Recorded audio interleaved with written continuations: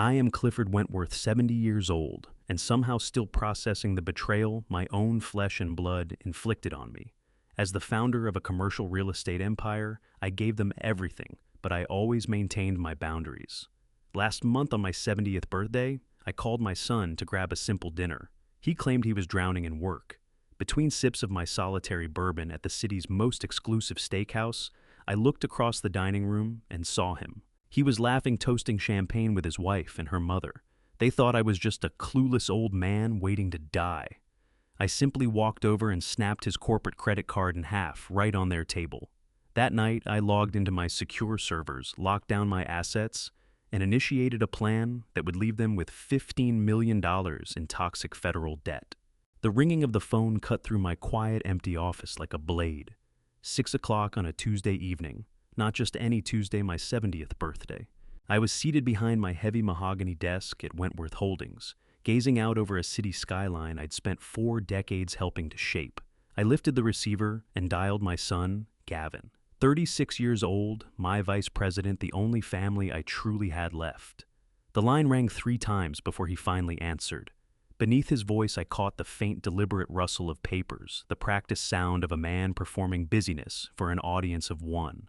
Welcome back to His Hidden Revenge. If you are new here, I am glad you found your way. Before we get into today's story, take a second and subscribe. That way the next one comes straight to you without you having to go looking. I would love to know what you are hoping to take away from today. Drop it in the comments before you leave. And one thing to keep in mind as you listen, some elements of this story have been shaped for the purpose of telling it. Any resemblance to specific real people or events is purely coincidental. What matters is the truth at the center of it.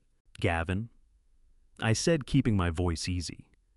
I know it's getting late, but I was thinking we could head down to the Capitol Grill on Peachtree Road, order a porterhouse, maybe a decent bottle of bourbon. It is my 70th after all. A heavy, exaggerated sigh came rolling through the receiver. It was the kind of sigh a sulking teenager offers when told to take out the trash, not the sigh of a grown man addressing his father. Dad, I am so sorry, Gavin said. His voice was soaked in manufactured exhaustion. I am absolutely buried here. The city planning office just kicked back the zoning permits for the new West Side commercial lot. I am going to be stuck at my desk, staring at blueprints and legal files until midnight.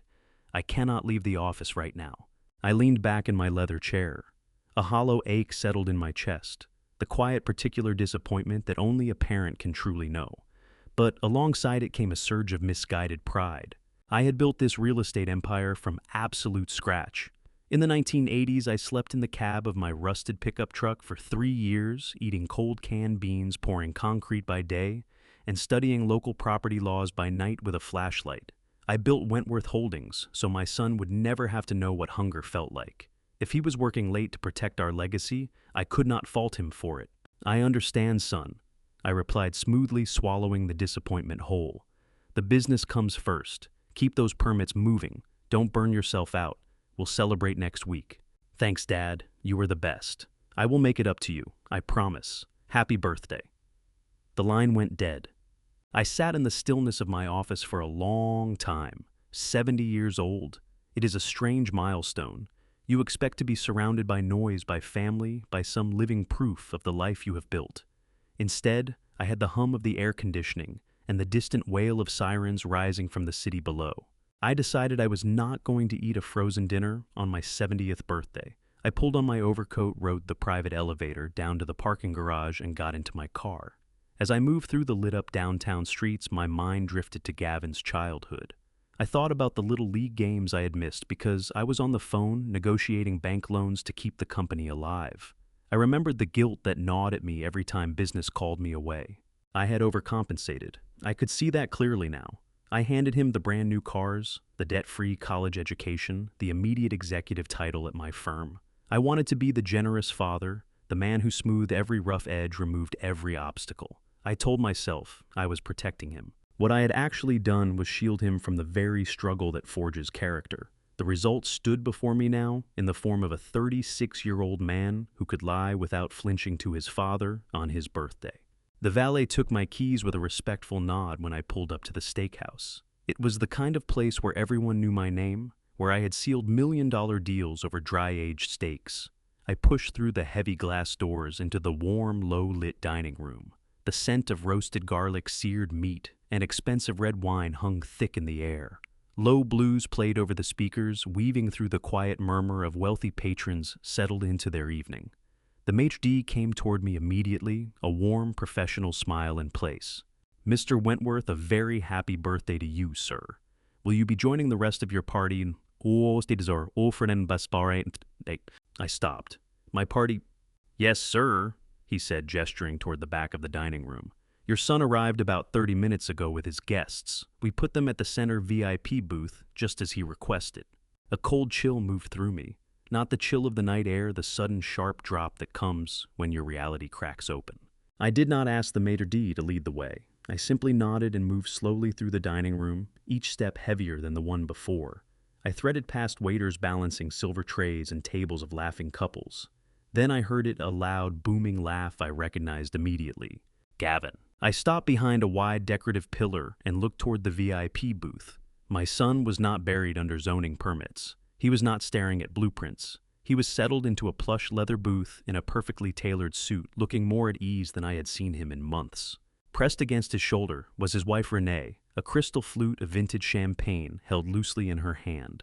And holding court across the table, commanding every eye in her orbit, was Vivienne Renee's mother. Vivienne was a woman who wore too much perfume and carried herself like old money, despite never having earned a dime of her own. They were feasting. 3 massive charcuterie and shellfish platters dominated the center of the table, piled high with fresh oysters, jumbo shrimp, and stone crab claws. 2 open bottles of champagne sat chilling in silver buckets beside them. I watched Vivienne methodically pick a crab claw clean. I had never liked Vivienne. From the moment Gavin married Renee, she had treated my wealth like her own personal inheritance. She fired off passive-aggressive remarks about how tightly I held my assets, dropping hints that a truly generous father would buy his son a grander home or bankroll his mother-in-law's European holidays. I had always let it pass, choosing family peace over petty squabbles.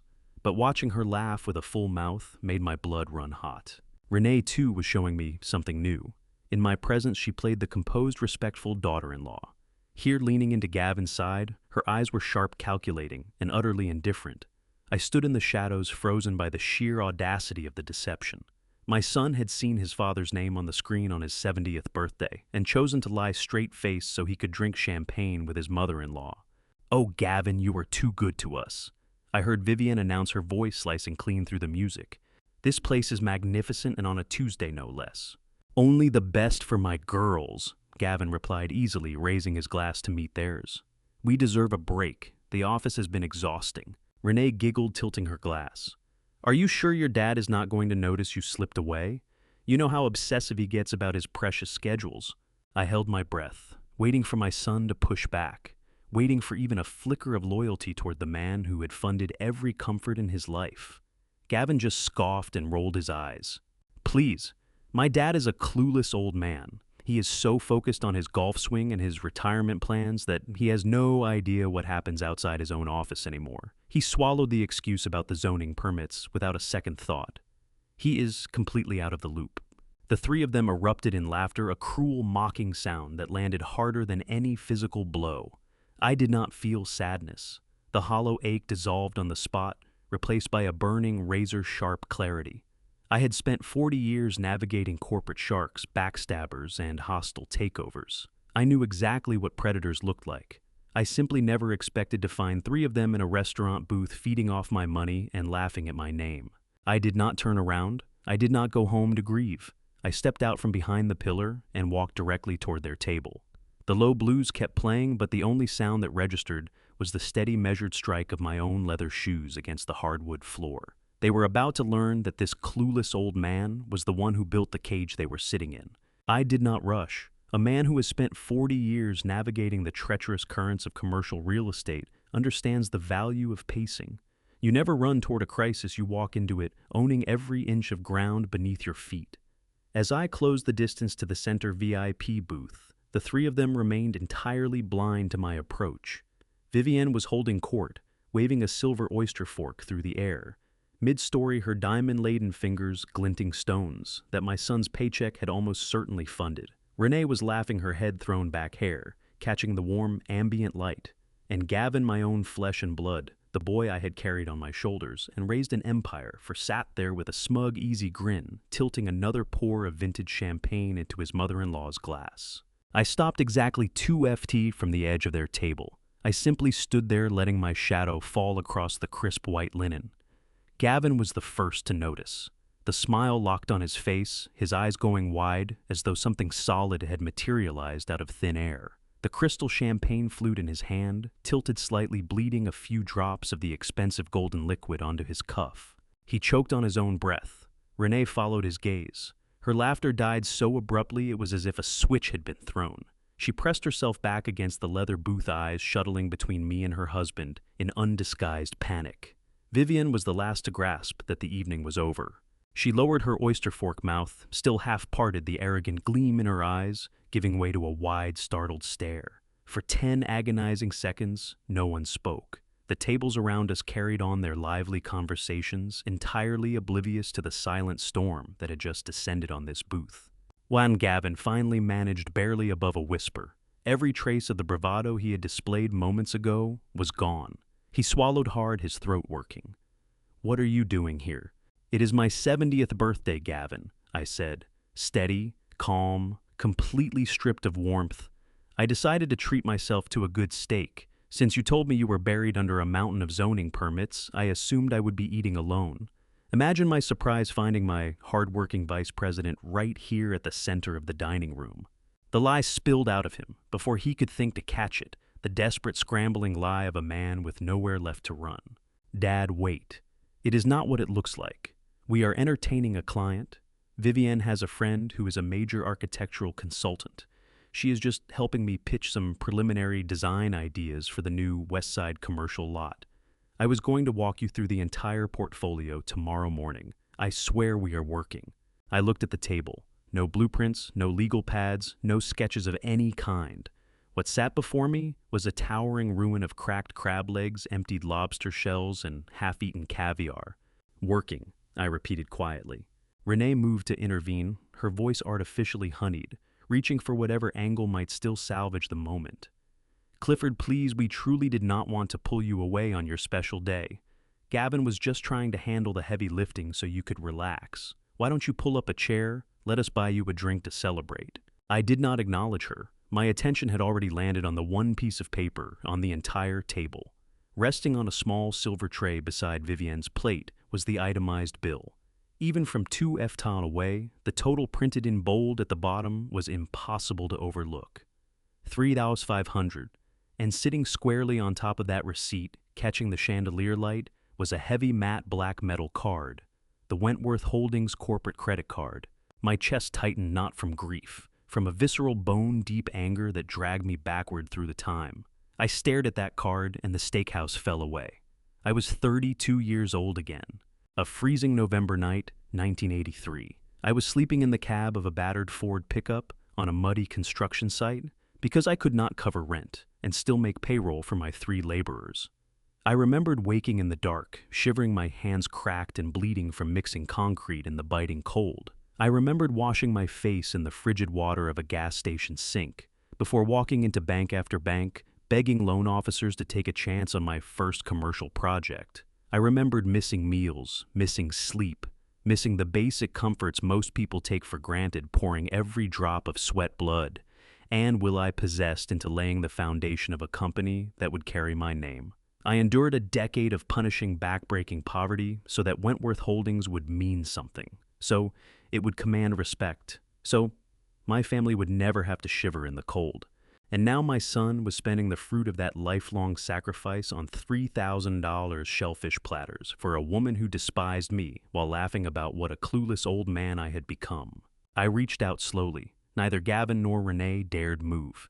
Vivian sat perfectly rigid, breath caught in her throat. I lifted the heavy black corporate card from the silver tray. The cold metal sat weighty in my palm. I held Gavin's eyes. I did not blink. I did not raise my voice. I did not need to. The quiet authority of a man who knows precisely what he has built is far more unsettling than any shouting match.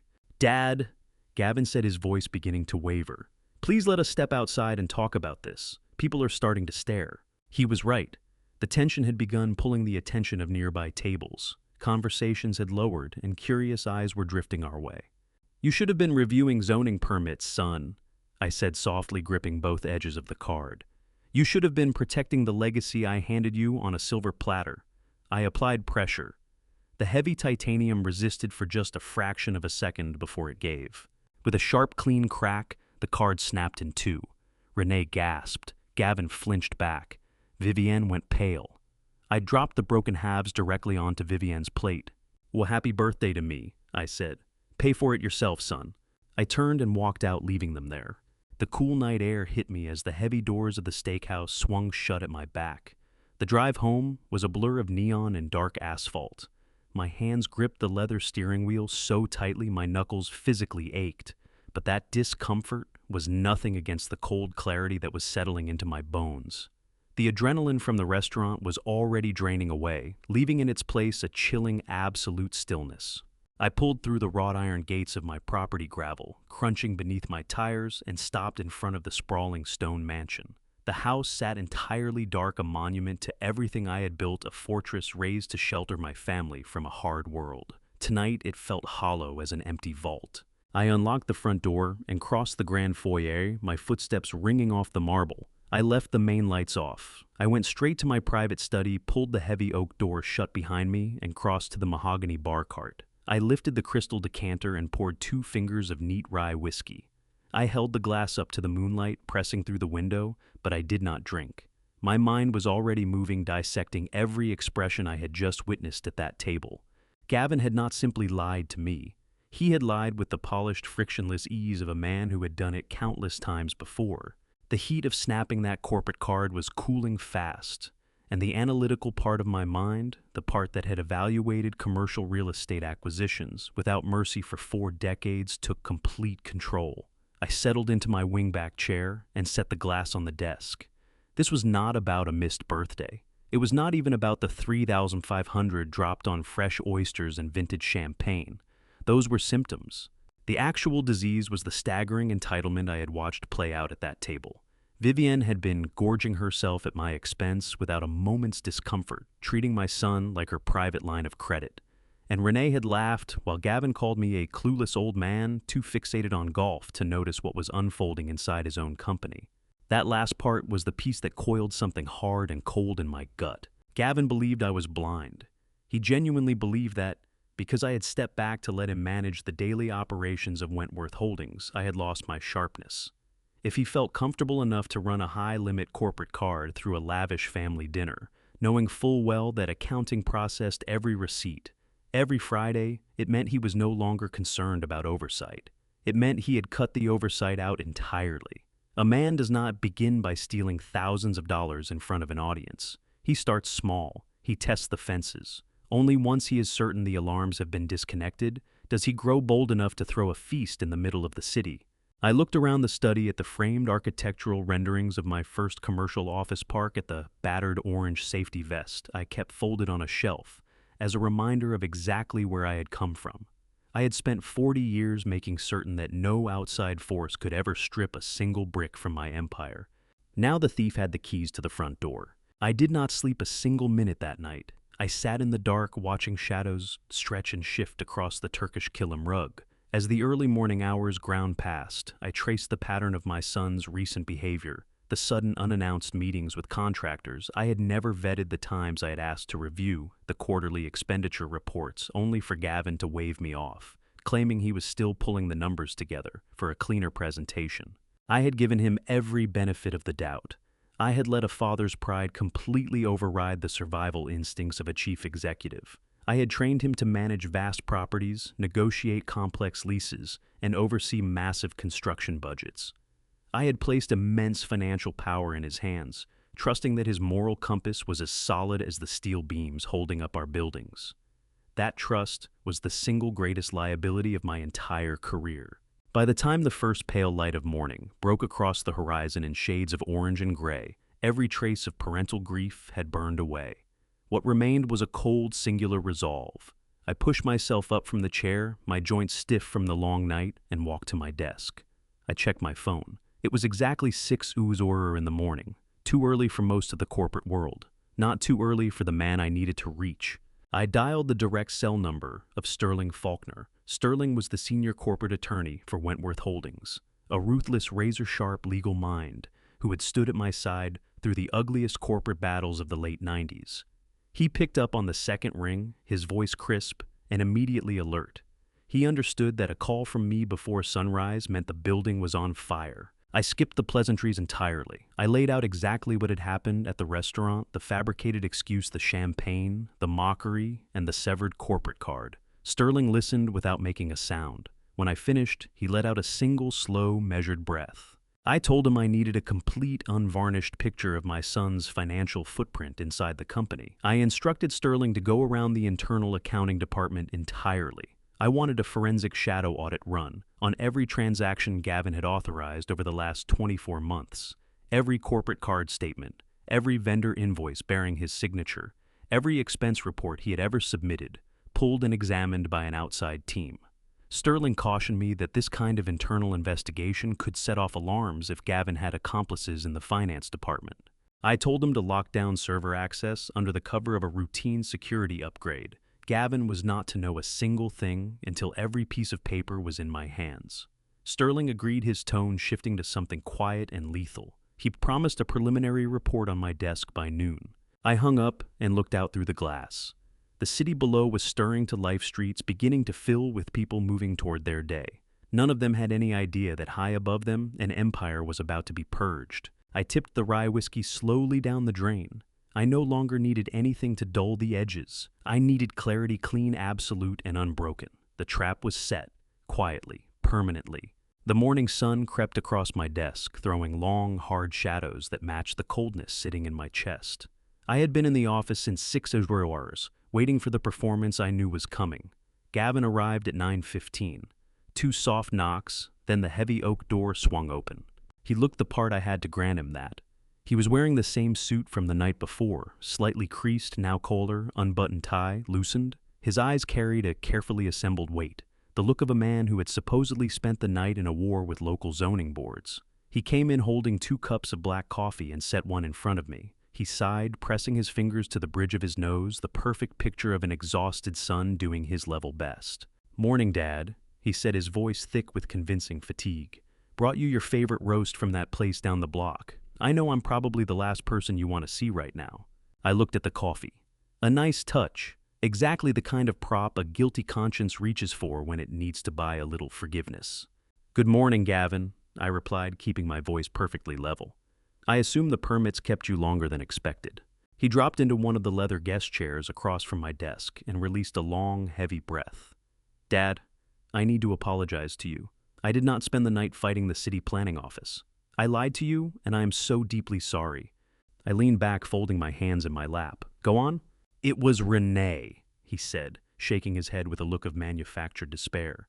"You know how she gets when Vivian comes into town. Her mother is relentless. She demanded we take her somewhere nice, and she hijacked the whole evening. I told them it was your 70th birthday. I told them I needed to be with you, but Vivian threw an absolute fit. Renee threatened to take the kids and go stay at a hotel if I did not keep the peace. I was backed into a corner, Dad. I panicked. I knew if I told you the truth, it would only hurt your feelings on your special day. I did not want you to feel second to my in-laws, so I invented the story about the permits. It was a cowardly thing to do, and I hate myself for it. It was a masterful performance. Had I not stood in the shadows of that restaurant, had I not heard him call me a clueless old man who was completely out of the loop, I would have believed every word. He cast himself as the tragic peacekeeper, the devoted son caught between an unreasonable wife, a demanding mother-in-law, and a father he was only trying to protect. He laid the blame squarely on the women in his life, framing his deception as a warped act of paternal loyalty. And the corporate credit card. I asked softly, letting the question sit in the air. Gavin's eyes dropped briefly to the floor before coming back up. That was another mistake. Vivian had ordered half the menu before I even sat down. When the bill landed, it was staggering. I did not have that kind of cash in my personal account right then, so I reached for the company card. I fully intended to square it with accounts payable this morning before anyone noticed. I swear to you, Dad, it was a temporary lapse in judgment just to get through a terrible evening. I sat there studying the man I had raised. I read the calculated remorse in his posture, the anxious hope behind his eyes that his old trusting father would sweep this under the rug the way he always had. He wanted absolution. He wanted the slate wiped clean so he could return to his comfortable arrangement. I rose from my chair, moved around the desk, and stood over him. He tensed, uncertain of what was coming next. I laid a firm, steady hand on his shoulder and gave it a slow squeeze. "Gavin," I said, drawing up every ounce of warmth I could locate somewhere deep in my chest, "you should have just told me the truth. You are a grown man with a family to manage, and I know full well how relentless Vivienne can be. Marriage requires compromise. If you had to take them out to keep the peace in your own home, I understand that family dynamics are never simple." The relief that moved across his face was instant and sickening. The tension bled out of his shoulders entirely. He looked up at me with a grateful, boyish smile, the smile of a predator who has just realized the trap has not yet sprung. "Thank you, Dad." He exhaled, visibly settling back into the chair. "You don't know how much that means to me. I was certain you'd be furious. I am disappointed you felt you had to lie." I continued playing the benevolent patriarch without missing a beat. "But we have a business to run and a legacy to protect. Don't let this happen again. Square it with the accounting department by the end of the week and we'll close the book on this. We'll celebrate my birthday properly this weekend, just the two of us. How does that sound? It sounds perfect, Dad. I promise no more lies. I'm going to make you proud." "I know you will, son. Now go get cleaned up. We have a board meeting to prepare for, and I need my vice president operating at full capacity."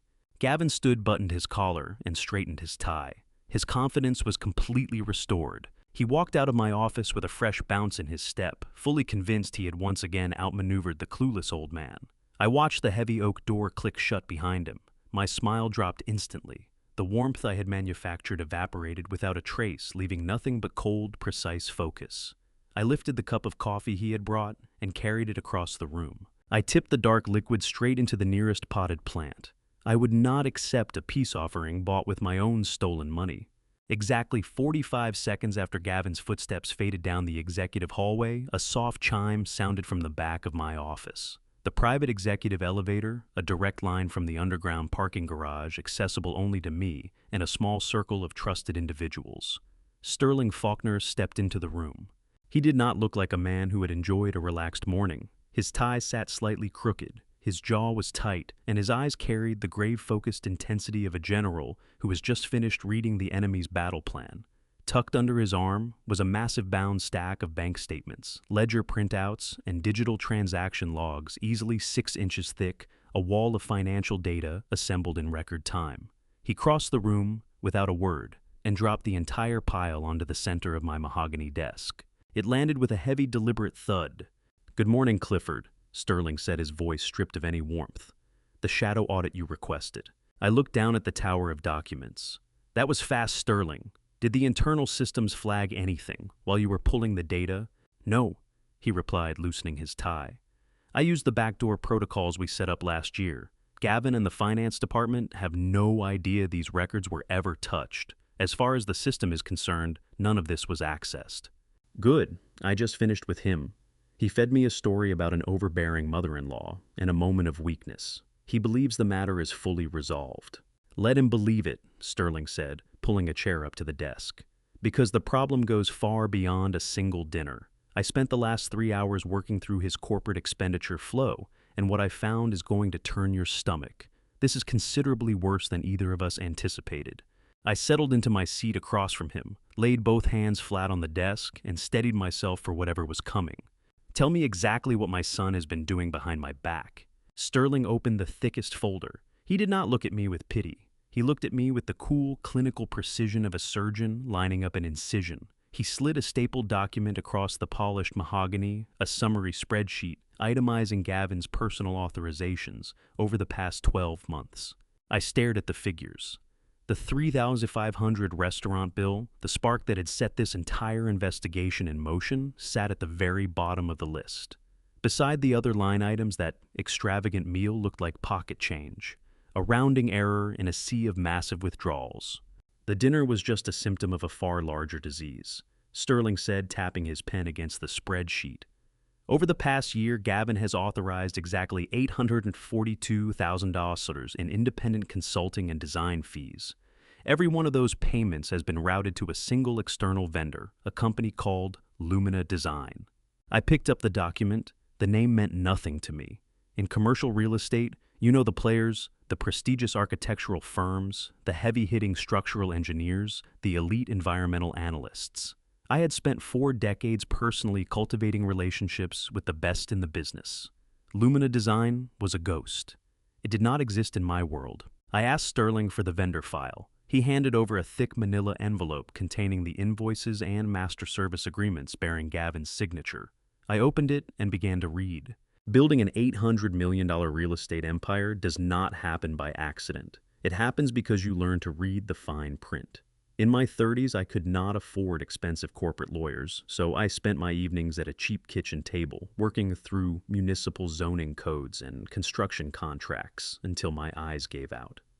I knew exactly what a legitimate service agreement looked like, the specific ironclad language that protects a commercial developer from liability. What I held in my hands was an insult to everything I had learned. The legal language was sloppy, amateurish, and entirely boilerplate. Something a college student could have assembled from a free legal template website. No performance metrics, no defined delivery dates.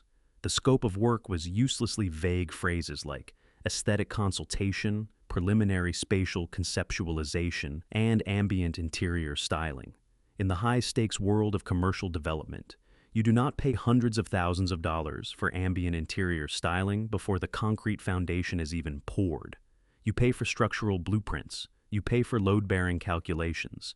You pay for hard, verifiable deliverables. Where are the deliverables, Sterling? I asked, my voice dropping to something quiet and dangerous as I turned the pages. If we paid this company over $800,000 in a single year, there should be a mountain of schematics, digital renderings, physical models, traffic flow, analyses for our new commercial lots. Where is the actual work? Sterling leaned forward, forearms resting on the desk edge.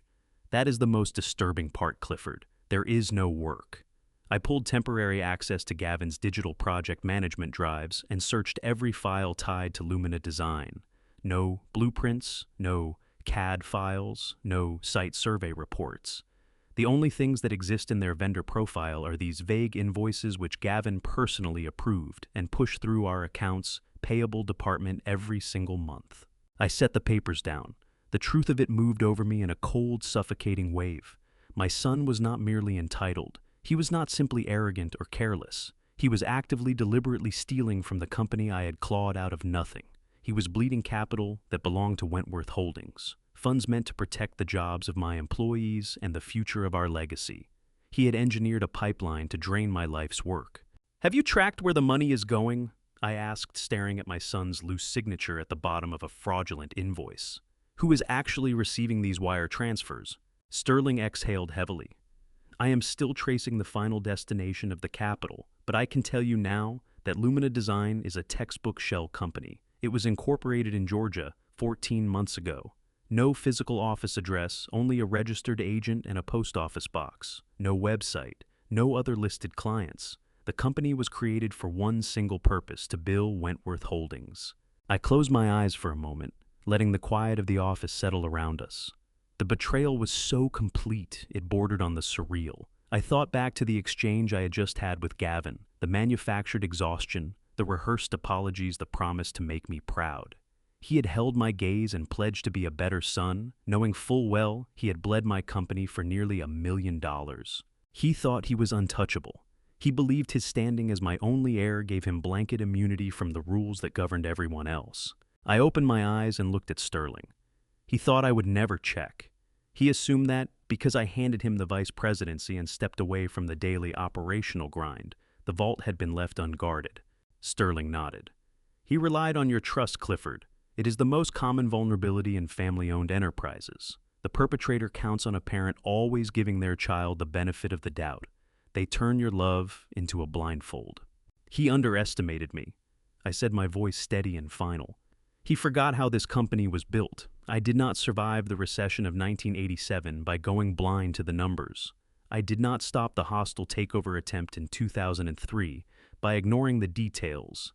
Every single dollar that moves through Wentworth Holdings is a dollar I bled for, and no one, not even my own flesh and blood, is going to treat my life's work like a personal slush fund. I picked up the stack of invoices and tapped them squarely against the mahogany surface, aligning the edges into a clean, precise block. The anger inside me was no longer hot or chaotic.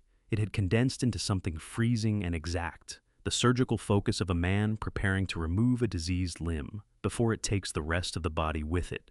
I want to know exactly who owns Lumina Design Sterling. I said, my voice carrying the full weight of 4 decades of authority. I do not care how many corporate shells they have buried themselves behind. Full legal names? Every last one of them. I needed to know precisely who was pocketing money from this fraud right now today. Hand me those names, I told Sterling, and then we tear his world apart methodically, completely, until there is nothing left standing for him to pick through. Sterling moved without a second's pause. His hand went into the heavy leather briefcase at his feet and came back out with a thin manila folder. He pushed it across the desk toward me. The paper felt cold against my fingertips, a stark, almost bitter contrast to the rage smoldering in my chest. Inside was a corporate registration document out of Georgia, the name stamped at the top as primary shareholder, Bo Aldridge. I raised my eyes to Sterling's face, utterly baffled. That name registered nothing. I had spent 4 decades learning every significant player in commercial real estate, and Bo Aldridge existed nowhere in that mental ledger. Sterling had already seen the question forming. He settled forward, both hands flat on the desk between us. Bo Aldridge was no architect, no interior design authority, no environmental specialist, he said.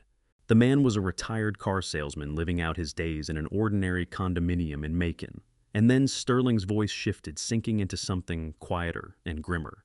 Bo Aldridge was Vivian's first cousin. Those words landed like a detonation.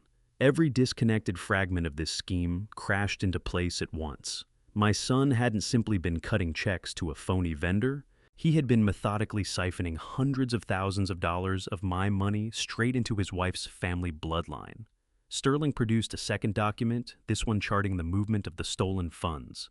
The cash never lingered in Georgia. The instant Wentworth Holdings wired payment to Lumina Design for its non-existent interior work, those funds were routed into an offshore trust. From there, the trust bankrolled an existence I could barely stomach reading about. Sterling went through the line items without inflection, his voice stripped of all emotion. Private jets chartered to the Amalfi Coast, bills for custom diamond pieces, sports cars, and eye-watering monthly spa arrangements. Gavin was not some careless executive nodding off at his desk while paperwork piled up. He was operating like a precision instrument, a thief running a deliberate extraction. He was draining the very legacy I had assembled across a lifetime to feed the extravagant appetites of his wife and her mother. I leaned back and let my gaze settle on the registration document without truly seeing it. For a single sharp instant, something that felt like grief cracked open in my chest. I remembered Gavin Young, maybe 7 or 8, bolting across the grass with a baseball glove, outstretched eyes lit up with the simple need to impress me. I couldn't square that image with the man currently occupying an office down the corridor. But sentiment is a luxury I had long since stopped affording myself. That flicker of feeling burned away inside something far bigger, a cold, total, immovable fury. 40 years. 40 years of fighting off hostile takeovers, riding out brutal market crashes, and outlasting every competitor who thought they could crowd me out. And I was supposed to stand still while my own son gutted the enterprise from within. If Gavin had chosen to operate as a predator, he would be handled as one. I closed my fingers around the brass telephone on the corner of my mahogany desk. Perfectly still, not the faintest tremor. I looked straight at Sterling, my jaw locked. I said we were done waiting, this ends now. Get the FBI on the line, I told him. I wanted federal agents coming through the front entrance of Wentworth Holdings inside 60 minutes. I wanted Gavin in handcuffs on the executive floor, walked out in full view of every person he had looked down on, and loaded into the back of a government vehicle. I wanted every account frozen, every asset seized, and a criminal indictment ready before day's end. Wire fraud, embezzlement, conspiracy, the full weight of it. Every charge the statute would support. I wasn't going to shelter him. The law could have him. But before a single number was dialed, Sterling's arm shot across the desk, and his palm came down firmly over the receiver. I looked up at him, and whatever he saw in my face gave him no reason to flinch. I told him to remove his hand. He didn't budge. Sterling's expression was a wall controlled unreadable, but carrying a gravity I had genuinely never encountered in him across all the years we had worked side by side. Quietly, deliberately, he pressed the receiver down until the dial tone died. He said, "Wait." He said that picking up that phone right now over embezzlement alone would be the single worst move I could make. I looked at him like he had lost his mind. How, I asked, could exposing a theft of this scale possibly qualify as a mistake? Sterling's hand went back into the briefcase. No bank records this time, no vendor paperwork. What he set on the desk in front of me was a single envelope sealed shut with a thick band of red tape. He placed it with the kind of deliberate care you'd give something that could go off. His cybersecurity team, he said, had gone back into Gavin's encrypted private server the night before. They were hunting for additional shell companies. What they found instead had no connection to real estate, to architecture, or to interior design of any kind. My pulse started climbing, slow, heavy, relentless. I took the envelope, snapped the seal, and drew out a single document, encrypted text printed on thick corporate letterhead. Sterling kept his eyes on mine, his voice reduced to a low, tight whisper. The embezzlement, he said, was real, but it was essentially the operating budget, the funding mechanism, for something beneath it that was considerably larger and considerably darker. I smoothed the paper open and read. Wire transfer confirmation, but it wasn't made out to Lumina Design, and it wasn't routed to any offshore Caribbean account. It was a clean, direct domestic transfer, exactly $50,000. My eyes moved to the recipient field, a private medical practice tucked inside one of the most discreet high-end pockets of Buckhead. I read the name aloud, a prominent neurologist. Exclusive, expensive, the kind that powerful people retained and never discussed. A thick, airless confusion began pressing in on me from every direction. I put it to Sterling directly. Why would my son wire $50,000 of stolen money to a brain doctor? Was Gavin ill? Was there something Renee had kept hidden? Sterling shook his head, unhurried, deliberate, and fixed his gaze on mine with the quiet certainty of a man who already knew how hard what he was about to say would land. He came forward across the desk, voice down to almost nothing, and yet every word rang through that silent room. Gavin wasn't sick, he said. His team had been inside the email chain attached to that transfer. The $50,000 was not a medical payment. It was a bribe, clean, untraceable, enormous. Sterling held a steady finger to the neurologist's name on the page. Gavin, Renee, and Vivienne were paying a corrupt doctor to fabricate my medical records. The air went out of the room entirely. It was as if the walls had pressed inward all at once, crushing every thought I had managed to hold on to. The embezzlement was only the surface layer. Beneath it, they had financed a medical conspiracy constructed specifically to dismantle my life from the inside out. The sheer scale of what Sterling had just placed in front of me sat in the room like a physical weight, thick and suffocating. I kept staring at the wire transfer document, at the ink forming the name of the neurologist, Dr. Leland Corwin. Not some general practitioner, a high-end specialist, the kind who served only the city's wealthiest, whose reputation was built entirely on discretion, and whose fees most people would never see the bottom of. I had crossed paths with him once, 5 years back at a charity gala. Smooth, polished, magnetic, and his eyes moved across a room, the way an accountant scans a balance sheet, everyone reduced to a number. And now that man was on Gavin's payroll, funded by $50,000 extracted from my own company. I turned my eyes back across the desk to Sterling. The look on his face told me he had already arrived at the same conclusion I had. We both understood what a payment of that size routed through a shell company, addressed to a physician, with no trace of any appointment on my medical calendar, actually represented. It was not a fee, it was blood money. I got up from the chair and went to stand at the floor-to-ceiling window, the city spreading out 40 years' worth of conquest in every direction below. Those towers of steel and glass had always meant something to me, proof of what relentless effort could produce. Standing there now, they looked like the bars of a cage. I asked Sterling what it would take to prove the intent. Wire transfers raised flags, but flags were not convictions. Gavin's attorneys could easily spin the payment as a personal favor, a consultation for a friend, a private stake in Dr. Corwin's clinic. What we needed were the actual communications, the words, the plan in their own hand. Sterling gave a slow nod. Routine auditing, he said, had taken us as far as it could. To break into Gavin's heavily encrypted personal servers and pull the communications connected to the Lumina design operation, we were going to have to operate well outside the lines of what conventional legal channels permitted. We needed a shadow operator. At 3 o'clock that afternoon, a man who gave only the name Riker stepped out of the private executive elevator and into my office. He was a former federal cybersecurity analyst who had long since migrated into the profitable, ethically murky world of corporate intelligence work. No suit, no briefcase, just a worn canvas messenger bag and a stillness about him that most people would find deeply unsettling. Sterling passed him the digital logs and the IP addresses tied to Gavin's concealed server network. Riker asked nothing. He simply unfolded his encrypted laptop onto my conference table, attached a series of complex routing hardware, and got to work. The room became almost unbearable to sit in. For 6 grinding hours, Sterling and I held our silence as the sun dropped below the skyline, and long shadows stretched themselves across the floor. The only sound filling the room was the relentless rapid percussion of Riker's keystrokes. I poured a glass of water and let my mind run through scenario after agonizing scenario.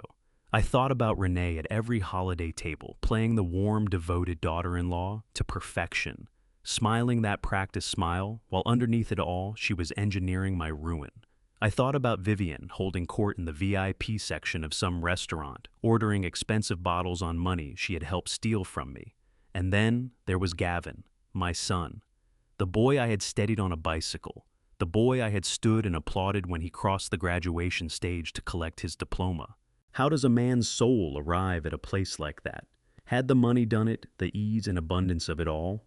Or had Vivian and Renee simply cultivated something that was already quietly rooted inside him, a hunger they had recognized and fed until it consumed him entirely?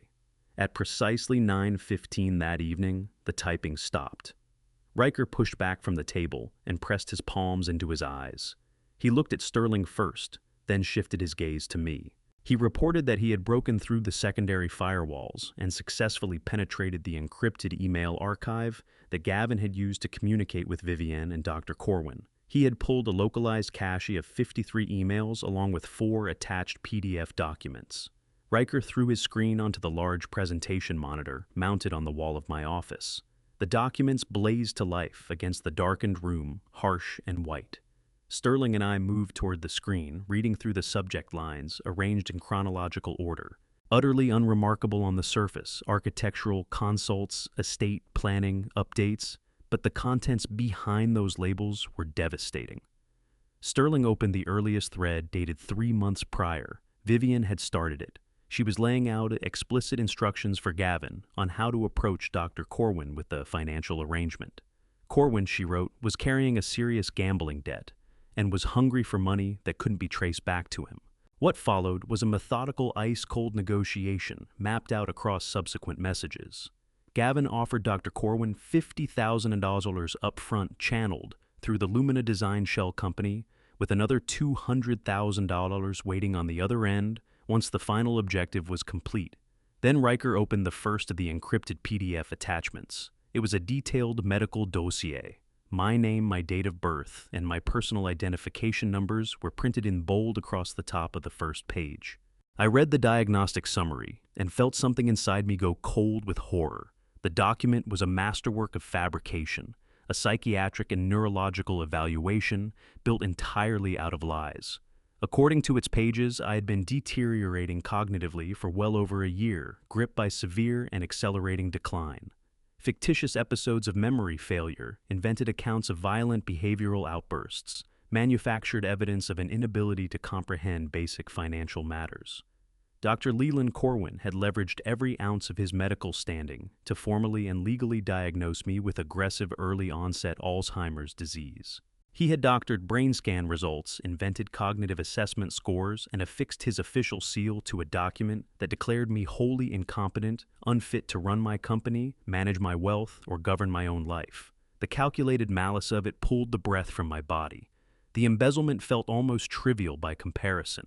This was not about money. They wanted more than that. They wanted to strip me of agency entirely, to reduce me to a ward medically condemned, locked inside my own existence with no way out. Sterling scrolled to the most recent message in the chain, dated just 2 days ago.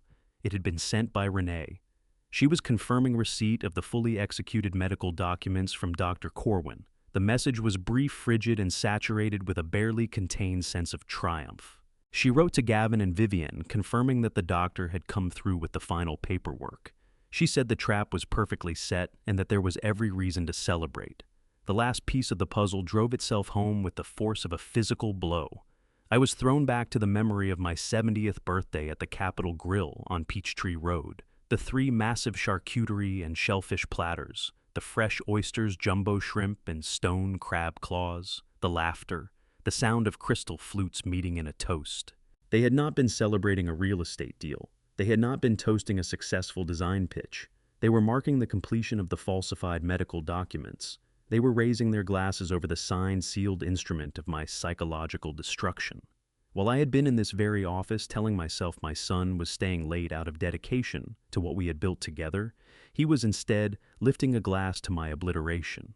He had smiled across that table, sipped that Prosecco, and privately written me off as a fool because he believed he had just purchased the means to have me locked away for the rest of my life. A deep, suffocating quiet settled over the office.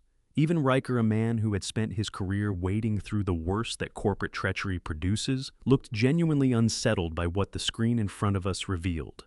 Sterling rested a hand on my shoulder. He asked how I wanted to move forward. He told me we had more than enough to send the FBI to their doors tonight, that Gavin, Renee, Vivienne, and Dr. Corwin could all be facing charges of criminal conspiracy, medical fraud, and grand larceny before midnight. One phone call, and this was over. I looked at the fraudulent diagnosis with my name on it. The pain was vast, but the tears I expected to surface never came. Whatever grief had been building burned itself away, leaving something colder and far more absolute in its place. I would not call anyone, not yet. Moving now would be an act of mercy they had not earned. A quick arrest, a neat resolution, they didn't deserve that. They had spent months excavating a grave for me. I intended to make sure they were the ones who ended up in it. I turned back to Sterling, my mind still working to absorb the full dimensions of what was sitting on my desk. A medical conspiracy. Gavin wasn't merely trying to take my money. He was trying to erase me entirely. I told Sterling I wanted to see the rest of the communications, every word, every exchange, every thread. I needed to understand exactly how far the rot had spread through what I had once believed was my family. Riker pulled up a carefully organized folder on the monitor, containing dozens of intercepted text messages and encrypted chat logs linking Gavin, Renee, and Vivienne. The messages ran chronologically across the screen, building a step-by-step map of my planned destruction. Sterling rose and pointed to a conversation from 3 weeks ago. It was a group thread, and Vivienne had led it. She was the one who had surfaced the legal mechanism. Buried somewhere inside the corporate bylaws of Wentworth Holdings, she had unearthed an obscure clause, one I had drafted with my own hand 30 years ago, as a safeguard against sudden catastrophic health emergencies. It was called the Medical Incapacity Proxy. Under its terms, if the chief executive officer received a definitive diagnosis of severe cognitive degeneration from a board-certified physician, the vice president was entitled to formally petition the board of directors for an immediate involuntary transfer of executive authority. I read through those messages with something beyond disbelief. Gavin had responded to Vivienne with barely restrained enthusiasm. The annual board meeting was scheduled for the following week, he wrote, and that stage, he said, was exactly where this would play out. He would stand before the board, inhabit the role of the grief-stricken devoted son, and present the fabricated Alzheimer's diagnosis. He would tell them my mind was failing, that the $800 million empire I had built from the ground up required steady hands I could no longer provide, and that assuming control was his painful but necessary duty, all for my own protection. He had even drafted a version of the speech. It included stage directions for himself, where to pause, where to project sorrow, where to inject hollow declarations of love for his father. Renee entered the thread next, and her messages nearly vibrated off the screen with raw, unguarded greed. She described her plans for my office, talking about gutting and remodeling the executive suite once I had been forced out. She discussed liquidating my private stock holdings and putting the proceeds toward a sprawling estate on Sea Island. She even cracked jokes about how fast they could scrub my name from the company letterhead once the transition was complete. What I'm about to share changed the entire shape of what I believed was happening around me. The stakes shifted in a way I was not fully prepared for, even after everything I already knew. Before we get there, tell me this. If someone you loved were quietly working against you, would you confront them the moment you found out? Or would you wait and let the truth gather its own weight? They were portioning out the spoils of a war they were certain they had already won. Carving up everything I had built the way scavengers pick apart something that can no longer fight back. But the corporate seizure, painful as it was, turned out to be the lesser horror. Losing the company would have been a financial wound. What they had designed for me personally once the board acted was something far darker than a balance sheet loss. I told Riker to pull up the final thread, a private back and forth between Vivienne and Gavin concerning what would happen to me immediately after the proxy was enacted. My blood went cold reading Vivienne's words on that screen. She told Gavin that forcing me into retirement and walking away was not an option. I was too deeply connected, too resourceful, too capable of finding a way back. If I still had access to my personal attorneys, my private accounts, or the network of outside contacts I had built over 40 years, I could challenge the fraudulent diagnosis and unravel everything. I could demand an independent medical evaluation. I could expose the entire operation from the ground up. Vivienne had already accounted for that. She had a close personal contact running a private high-security facility 3 hours north of the city, tucked away in a remote county. It was built for wealthy patients with severe dementia, doors locked from the outside, visitation tightly regulated, all communication with the outside world restricted under the cover of patient safety protocols. Vivienne's message spelled it out the moment the board voted to invoke the proxy. Gavin would be handed full medical power of attorney over my life. The legal authority to commit me against my will would rest entirely in his hands. He could sign the documents, arrange private medical transport, and have me removed from my own home in the dead of night. They intended to lock me away and ensure the key was never found. Their plan was to sedate me, cut me off from everything and everyone I knew, and leave me to disappear inside a sterile room while they fed on the empire I had given my life to build. I read Gavin's reply confirming the arrangement. He wrote that the facility was expensive, but a manageable cost for guaranteeing I could never find my way back into their lives. He referred to me, his own father, as a liability requiring permanent neutralization. The audacity of it stopped me cold. I sat motionless for a long moment, unable to do anything but absorb what I had just read. The dinner on my 70th birthday snapped into sharp, horrible focus.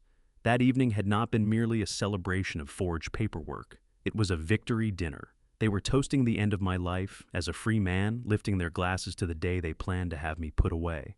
The woman I had brought into the orbit of my family. The mother-in-law I had tolerated across years of Sunday dinners and holiday gatherings. My son, whom I had raised from nothing, together the three of them, had been meticulously choreographing my erasure from society. Sterling watched my face. He said nothing for a moment, then asked quietly if I needed to stop. He acknowledged that what I was reading would break most men. I shook my head once without taking my eyes off the screen. There was no pausing. I needed every syllable of this burned into my mind permanently. I needed to know the precise depth of what had been done to me, because when the moment arrived to respond, I intended to feel absolutely nothing in the way of restraint. I pushed back from the desk and returned to the window. The city glittered below, indifferent, unknowing, carrying on entirely without regard for what was unfolding 40 floors above it. I thought about the decades that had gone into building my name, the nights I had surrendered, the sacrifices I had made to ensure Gavin would never know the particular desperation that had driven me. I had handed him a life of ease, and he had used that ease to construct a cage for me. He wanted to strip away my wealth, my dignity, my autonomy, and then pick the carcass of my legacy clean while I sat locked in a room somewhere forgotten. I'd turned back around and faced Sterling and Riker. Whatever had been left of sentiment inside me had finished its slow death. What replaced it was something solid and unyielding, the kind of resolve that doesn't shake. I had decided I would let them march forward. I would let them walk straight into the mechanism they had spent months assembling, and I would be the one waiting on the other side of it. I moved back to my chair and settled into it. The sensation in my chest was not what I had anticipated. I had expected grief, the heavy, suffocating kind that belongs to a father who has truly lost a son. I had expected my eyes to fill. They did not. The betrayal had been so total, so calculated, that it had cauterized every soft instinct I possessed. What flooded in to fill the space was something I recognized immediately, an old companion from the worst years of my career. That precise refrigerated detachment I had relied upon when the fights were most savage. I let my mind travel back to the early 1990s. Wall Street in that era was an untamed arena, a place where any crack in your composure was an invitation, and weakness was not just exploited, but destroyed. I remembered the men who had come for Wentworth Holdings before it had gathered enough momentum to defend itself, men with far deeper pockets, far longer reach, and far more ruthless instincts than Gavin could conceive of developing. They had come at me with hostile takeovers, aggressive short positions, and litigation crafted specifically to bleed me into submission. I did not outlast them by meeting them on equal terms. I survived by becoming something they hadn't prepared for. I learned to read their movements before they made them, to cultivate their complacency, and then to dismantle their operations so thoroughly that none of them recovered. For the past 15 years, I had played the part of the mellow, settled patriarch. I had sanded down my harder edges in the interest of keeping the peace of a family, as it turned out, that had never deserved it. Gavin had spent his entire adult life standing in the shade I had grown for him, with no real conception of what it had taken to plant and defend that tree. He had read my patience as frailty. He mistook my advancing age for creeping senility. If he genuinely wanted to play a game of total elimination, I was not going to stumble around like a confused old man caught off guard. I was going to demonstrate in precise and excruciating detail how a real predator operates. I turned my gaze back to Sterling. He was watching me with that familiar combination of professional steadiness and something that looked underneath it like genuine unease. He reached slowly into the breast pocket of his jacket and produced his encrypted phone. He said he was prepared to contact the lead investigator at the Financial Crimes Division of the FBI. With the fabricated medical dossier, the fraudulent vendor invoices, and the offshore transfer records all in hand, he said federal agents would have more than sufficient probable cause to move on Gavin and Renee's residence before sunrise. They would both be in federal custody by morning. I reached across the desk and laid my hand over his. The leather of the phone case was warm. My hand was not. I told him to put it away. Sterling's expression shifted the frown of a man who genuinely could not account for what he was hearing. He reminded me that Gavin and Vivienne were actively positioned to execute a hostile internal takeover in fewer than 7 days. He pressed the point hard. We had a brief window to get ahead of them, to protect my legal standing, and to safeguard the $800 million operation I had spent my life constructing. Every hour we waited narrowed that window. I withdrew my hand and settled back, lacing my fingers together. I laid out my reasoning the way I used to lay out a business strategy, methodically, without inflection, without heat. If we handed this evidence to the federal authorities today, I told him Gavin would immediately retain the most expensive white-collar defense team money could buy, funded with what he had already stolen from me. He would bury the proceedings in procedural delays and legal obstruction for years. At the far end of that process, the best outcome was a conviction for fraud and embezzlement. He would serve 3, maybe 4 years in a minimum security facility. Comfortable, manageable. Renee would file for divorce the moment the handcuffs came out, extract whatever remained of his hidden assets in a settlement, and move smoothly on to her next target. Vivienne would position herself as a victim, loudly convincingly claiming she had been deceived and manipulated by a son-in-law she had foolishly trusted. They would endure the scandal and come out the other side intact. A few years in a federal facility with tennis courts and a library was not a proportionate answer for people who had plotted to seize my freedom and bury me in a locked memory ward. I did not want a legal penalty handed down by a system that moved too slowly and hit too softly. I wanted them taken apart piece by piece. I wanted every comfort they had built their lives around gone. I wanted them financially destroyed, publicly humiliated, and reduced to asking for help from circles that would no longer return their calls. I wanted their names to stand permanently as monuments to catastrophic, irreversible failure. And to reach that outcome, we could not simply react to the plan they had already set in motion. We had to actively encourage it. I glanced over at Riker, who was quietly dismantling his decryption setup and loading it into the worn canvas messenger bag at his feet. I told him I needed him on permanent exclusive retainer, effective immediately.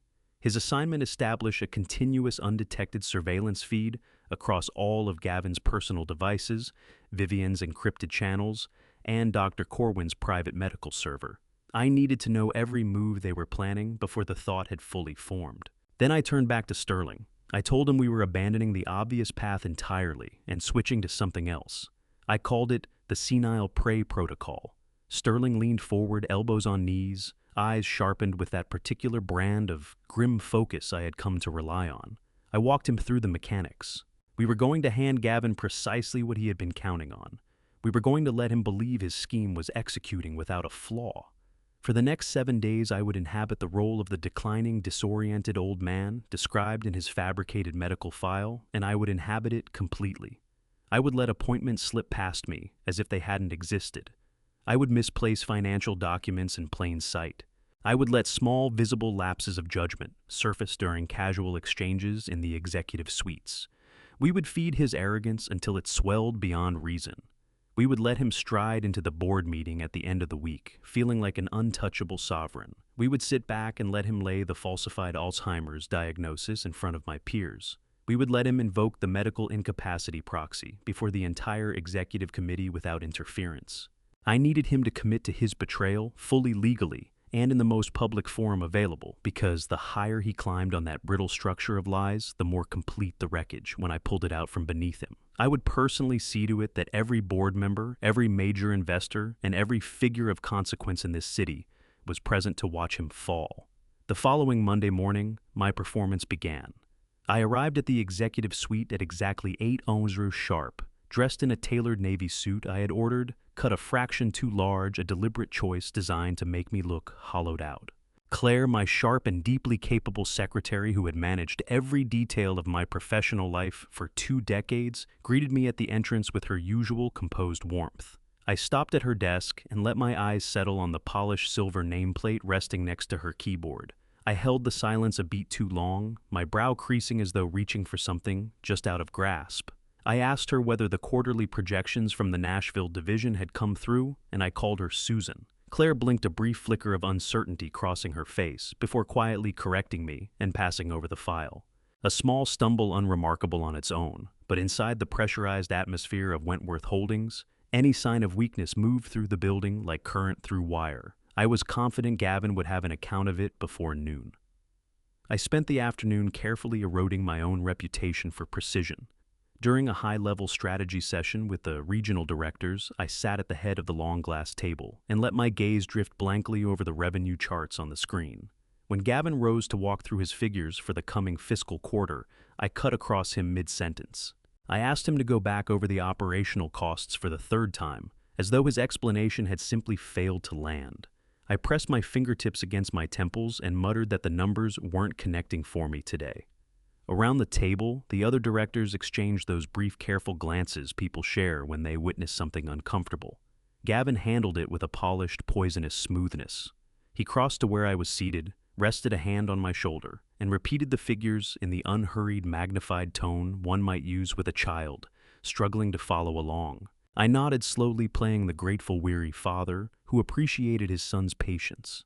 But the strategy was never limited to stage public confusion. The deeper objective was to make Gavin feel safe, to convince him that the fog he had manufactured around me was real, that I was too far gone to monitor what he was doing in the background. On Wednesday afternoon, I called him into my private office under the pretense of reviewing a routine vendor contract. Before he arrived, I crossed to the large steel wall, safe concealed behind the oil painting near my desk, spun the combination, pulled the heavy door open, and left it standing ajar. Stacks of sensitive legal documents and private ledger drives sat fully exposed. When Gavin knocked and stepped inside, I was at my desk, apparently absorbed in an irrelevant real estate brochure. I tracked the movement of his eyes the instant he registered the open safe. That gleam of appetite, raw, quick, unmistakable, crossed his face for barely a second, before he smothered it behind a practiced, pleasant expression. He settled into the chair across from me. I handed him the contract, and neither of us said a word about the gaping security breach I had left out for him, like bait. For the balance of the week, I conducted what amounted to a carefully scored symphony of manufactured deterioration. I left confidential emails open on my desktop and stepped away to get coffee, knowing Gavin would drift through and help himself to whatever he found. I raised a noisy complaint with the accounting department about funds that I had deliberately rerouted to a secondary account, only to return an hour later and apologize sheepishly for the confusion. In hallway exchanges, I asked Gavin to remind me of the names of our oldest corporate partners. Every miscue was calculated, documented, and placed precisely into the story he was already desperate to tell. I was handing him the evidence he needed to persuade the board that my faculties were genuinely unraveling. Riker's surveillance confirmed that the performance was landing exactly as designed. Late Thursday evening, in the low light of my home study, I read through the intercepted messages passing between Gavin and Renee. They were nearly giddy. Gavin sent a long, detailed message cataloging what he described as my accelerating deterioration, crowing that the pressure of the approaching board meeting was hastening the process considerably. He wrote that he barely needed Dr. Corwin's fabricated dossier anymore, that I was single-handedly making the case for my own incompetence in front of everyone who mattered. Renee fired back a stream of celebratory messages, delighting in how effortlessly their operation was proceeding, how thoroughly my supposed unraveling was clearing the path ahead of them. They were convinced the throne had been left completely unguarded. Their certainty blinded them to everything. By Friday, Gavin's caution had dissolved entirely. Emboldened by what he took to be my genuine decline, he began pushing through transfers to Lumina Design, at a reckless pace, approving invoices with the kind of sloppiness that comes from believing no one is watching. He stopped sanitizing his digital trail. He even placed a call to Vivienne from inside his office, a conversation Riker pulled without effort, during which they laid out the precise timeline for relocating me to the private secure memory care facility near Gainesville, Georgia. They laughed about how efficiently my belongings could be packed up, confident I would be far too disoriented to mount any coherent response. I listened to the recording of that call while pouring myself 2 fingers of neat rye whiskey. The casual pleasure they took in it was extraordinary, and it did nothing but set the cold in my chest a degree harder. They were sure they had won. They believed they had reduced the man who built Wentworth Holdings to a confused, manageable obstacle easily cleared away. What they had not grasped was the most basic law of the environment they had chosen to operate in. A true predator does not reveal itself until the instant it moves. My performed fragility was the weapon a net woven from their own insatiable greed, and they had walked into it with complete confidence. As the weekend arrived, the annual board meeting was perfectly staged. Directors were traveling in from across the country, their thinking already quietly shaped by the whispers about my health that Gavin had been seeding for weeks. The falsified medical dossier was printed, signed, and waiting to be presented as definitive proof. Gavin had his speech committed to memory, and Renee was all but selecting paint colors for my office.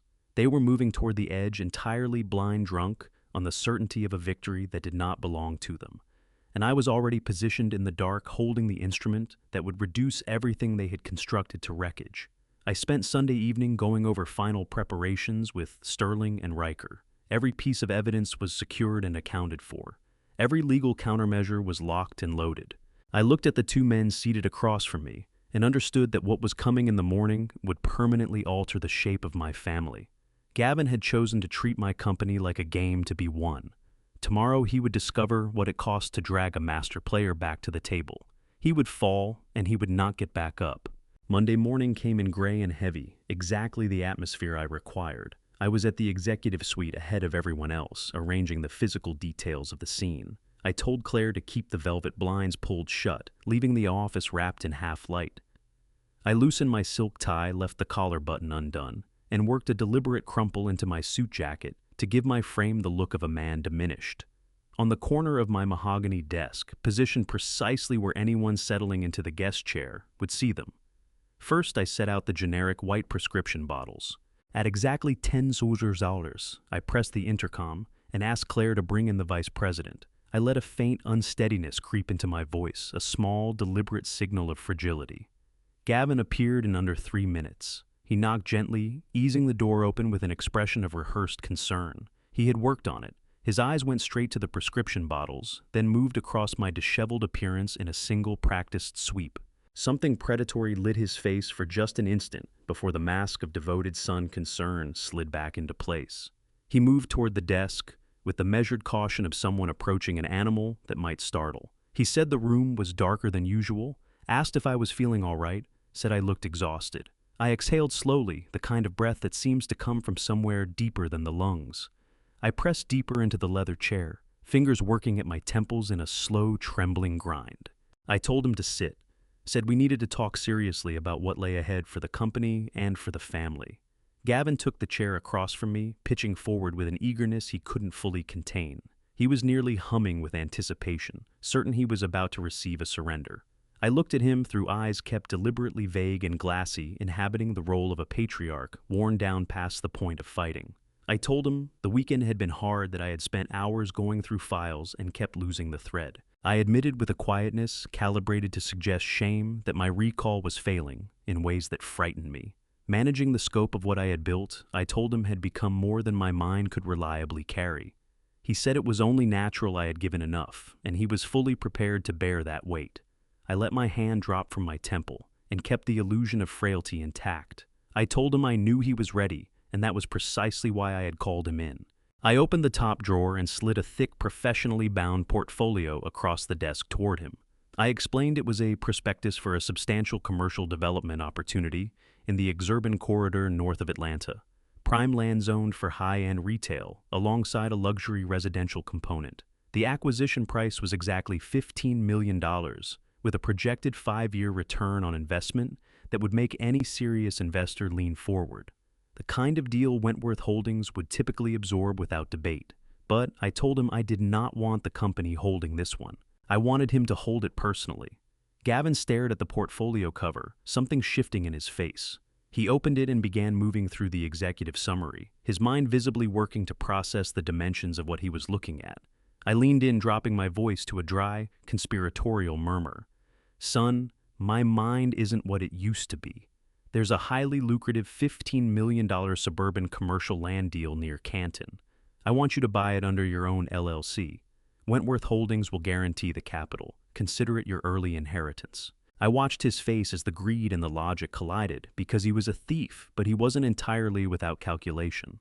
He asked why I'd want him to hold the property in a separate entity instead of folding it into the existing corporate structure. I had the answer waiting. I let a sad, resigned smile settle across my face. I told him it was precisely because my faculties were slipping that I was afraid of making a serious misjudgment that could damage the parent company. If the asset sat inside a standalone limited liability company, I said it would be insulated from any harm that my deteriorating judgment might cause.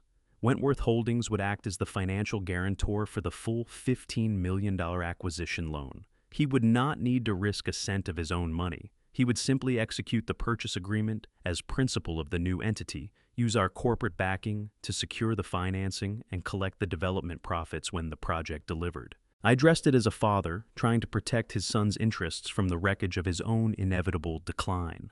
The bait was immaculate. I could see the calculations accelerating behind his eyes. In his version of events, he was engineering the most profitable week of his life. Not only was he positioned to strip me of authority at the board meeting and take possession of an $800 million operation, but here I was, voluntarily placing an independent $15 million asset directly into his hands. A second windfall on top of the first, entirely unearned and structured in a way that made it easy to funnel gains toward Renee and Vivienne beyond the reach of our standard corporate auditors.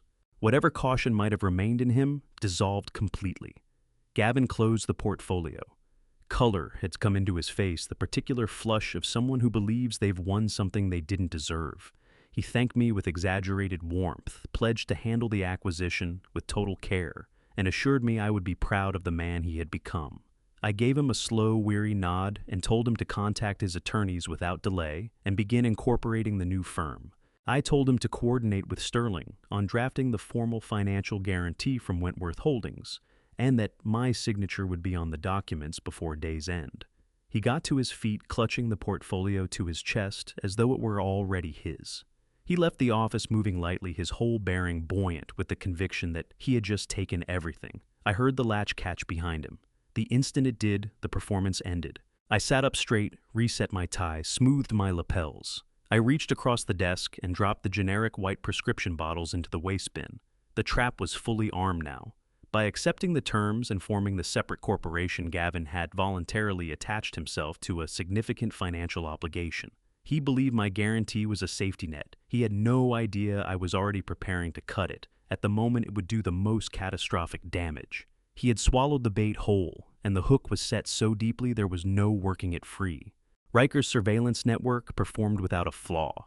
Fewer than 20 minutes after Gavin left my office, the encrypted audio feeds activated on the monitor in my private study. He was already in the back of his chauffeured car, pulling Renee and Vivienne onto a conference call. I settled into my chair with a glass of rye whiskey and listened to his breathless debrief.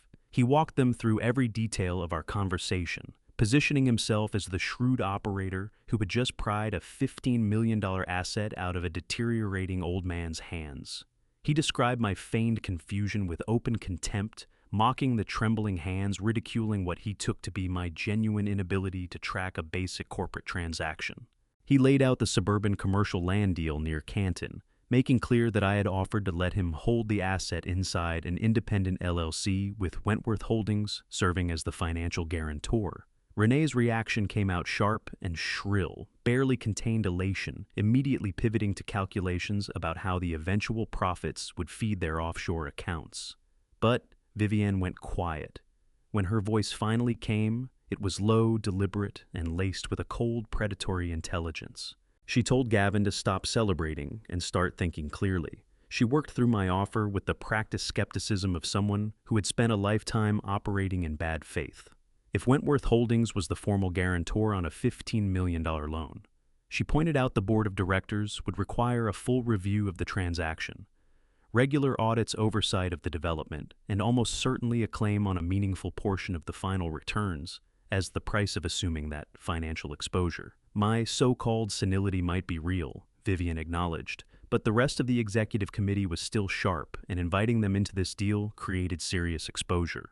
If any senior director looked too closely at the independent company, they might stumble across the Lumina design shell structure. They might trace the embezzled funds back to their source. She was firm they could not afford to let their entire shadow operation come apart over a single piece of real estate. Wentworth Holdings had to be cut out of the arrangement entirely. They needed to control the asset outright, keeping every dollar of the eventual profits without a board member, an auditor, or a corporate guarantee anywhere near it. For a beat, Gavin froze, his innate cowardice rising to the surface like it always did under pressure. Without Wentworth Holdings anchoring the credit, he wanted to know how on earth were they supposed to walk away with a $15 million commercial real estate loan. Vivienne's response was a laugh, sharp, contemptuous, the kind that cuts. She told him his imagination was far too cramped. She pointed to the fortune they had already quietly siphoned away through the embezzlement scheme dollar by stolen dollar. And then she reminded him of something more tangible, the sprawling ultra-luxury estate he woke up in every morning, that magnificent property I had written a cash check for on his wedding day. What followed was Vivienne laying out her scheme. Step 1. Gavin would immediately mortgage that unencumbered mansion, drawing a high-interest loan against every dollar of equity to generate the upfront capital. Step 2. Weaponized Luminina design. The shell company had been pulling hundreds of thousands of dollars per month in fabricated consulting fees. From my firm on paper, it looked like a cash-generating powerhouse. Vivienne's plan was to position Luminina Design as the primary cross-guarantor for the remaining balance of the $15 million acquisition loan, stack the mansion's equity on top of Luminina's manufactured financial profile, and they could close the deal without touching a single Wentworth Holdings asset. It was audacious. It was catastrophic in waiting. Erecting a skyscraper over a quicksand pit would have been a sounder investment. One crack in the development, a zoning denial, a market correction, anything, and they'd find themselves personally liable for a crushing, inescapable load of high-interest debt. The mansion would go. The shell company would crack open for all to see. Everything they'd stolen would vanish overnight. But greed is its own kind of blindness, and these two were thoroughly sightless. The $15 million in real estate equity they could bury from my board's view had them practically drunk with anticipation. Renee was already spending the money in her head, celebrating before a single paper was signed. Gavin, loyal, hollow, endlessly predictable, absorbed his mother-in-law's disastrous counsel and called it wisdom. He heaped praise on Vivienne, persuaded beyond all doubt that they'd found the perfect way around my supposed safeguards and carved out their financial future on their own terms. I sat there absorbing the sound of their laughter, and something cold and deeply satisfying settled in my chest. I had extended a length of rope. Vivian, with characteristic confidence, had twisted it into a noose and fitted it around all their necks herself. In the 48 hours that followed, Riker and Sterling tracked a torrent of frantic, sloppy financial moves. Gavin was acting like a man racing a clock, terrified that whatever window my supposed mental decline had cracked open might slam shut at any moment. He found a predatory private lending outfit, the sort that charges punishing rates in exchange for minimal scrutiny, and bulldozed through a mortgage application, squeezing every last dollar of equity out of that luxurious home. At the same time, Vivienne was busy locking in the corporate paperwork, tying Luminina Design to the deal as the official guarantor, and submitting fabricated bank records as evidence of the company's financial health. They were sprinting so recklessly toward the finish line, so overwhelmed by the smell of money they hadn't earned, that neither of them paused long enough to read the brutal penalty language buried deep in the loan documents. Friday morning came, and the trap sat fully loaded. Riker had intercepted the digital transmission carrying the final purchase contracts from the lenders. I was at my mahogany desk watching a live feed as Gavin and Vivienne logged into the secure signing portal from Gavin's home office. They had expensive coffee. They had no idea they were being watched down to every keystroke. I tracked the cursor on screen as Gavin placed his digital signature on the primary loan agreement, legally welding his personal assets to that enormous commercial liability. Vivian followed signing as Luminina Design's registered agent and formally binding the shell company to the cross guarantee. The timestamps locked in. Legal certainty, absolute and inescapable, snapped around them like a trap jaw. They had just strapped a $15 million anvil to their own backs and leapt off the ledge. I eased back in my chair, and a cold smile settled across my face without any effort at all. Everything had unfolded without a flaw. They deliberately cut Wentworth Holdings out of the structure, preferring to gamble their own stolen fortune and their personal sanctuary rather than share an ounce of the prize. They were convinced they'd fortified their little kingdom. They assumed the upcoming board meeting would amount to nothing more than a ceremony the moment they'd cage the senile old man and claim what they believed was rightfully theirs. They couldn't see that the floor under their feet had already been eaten hollow.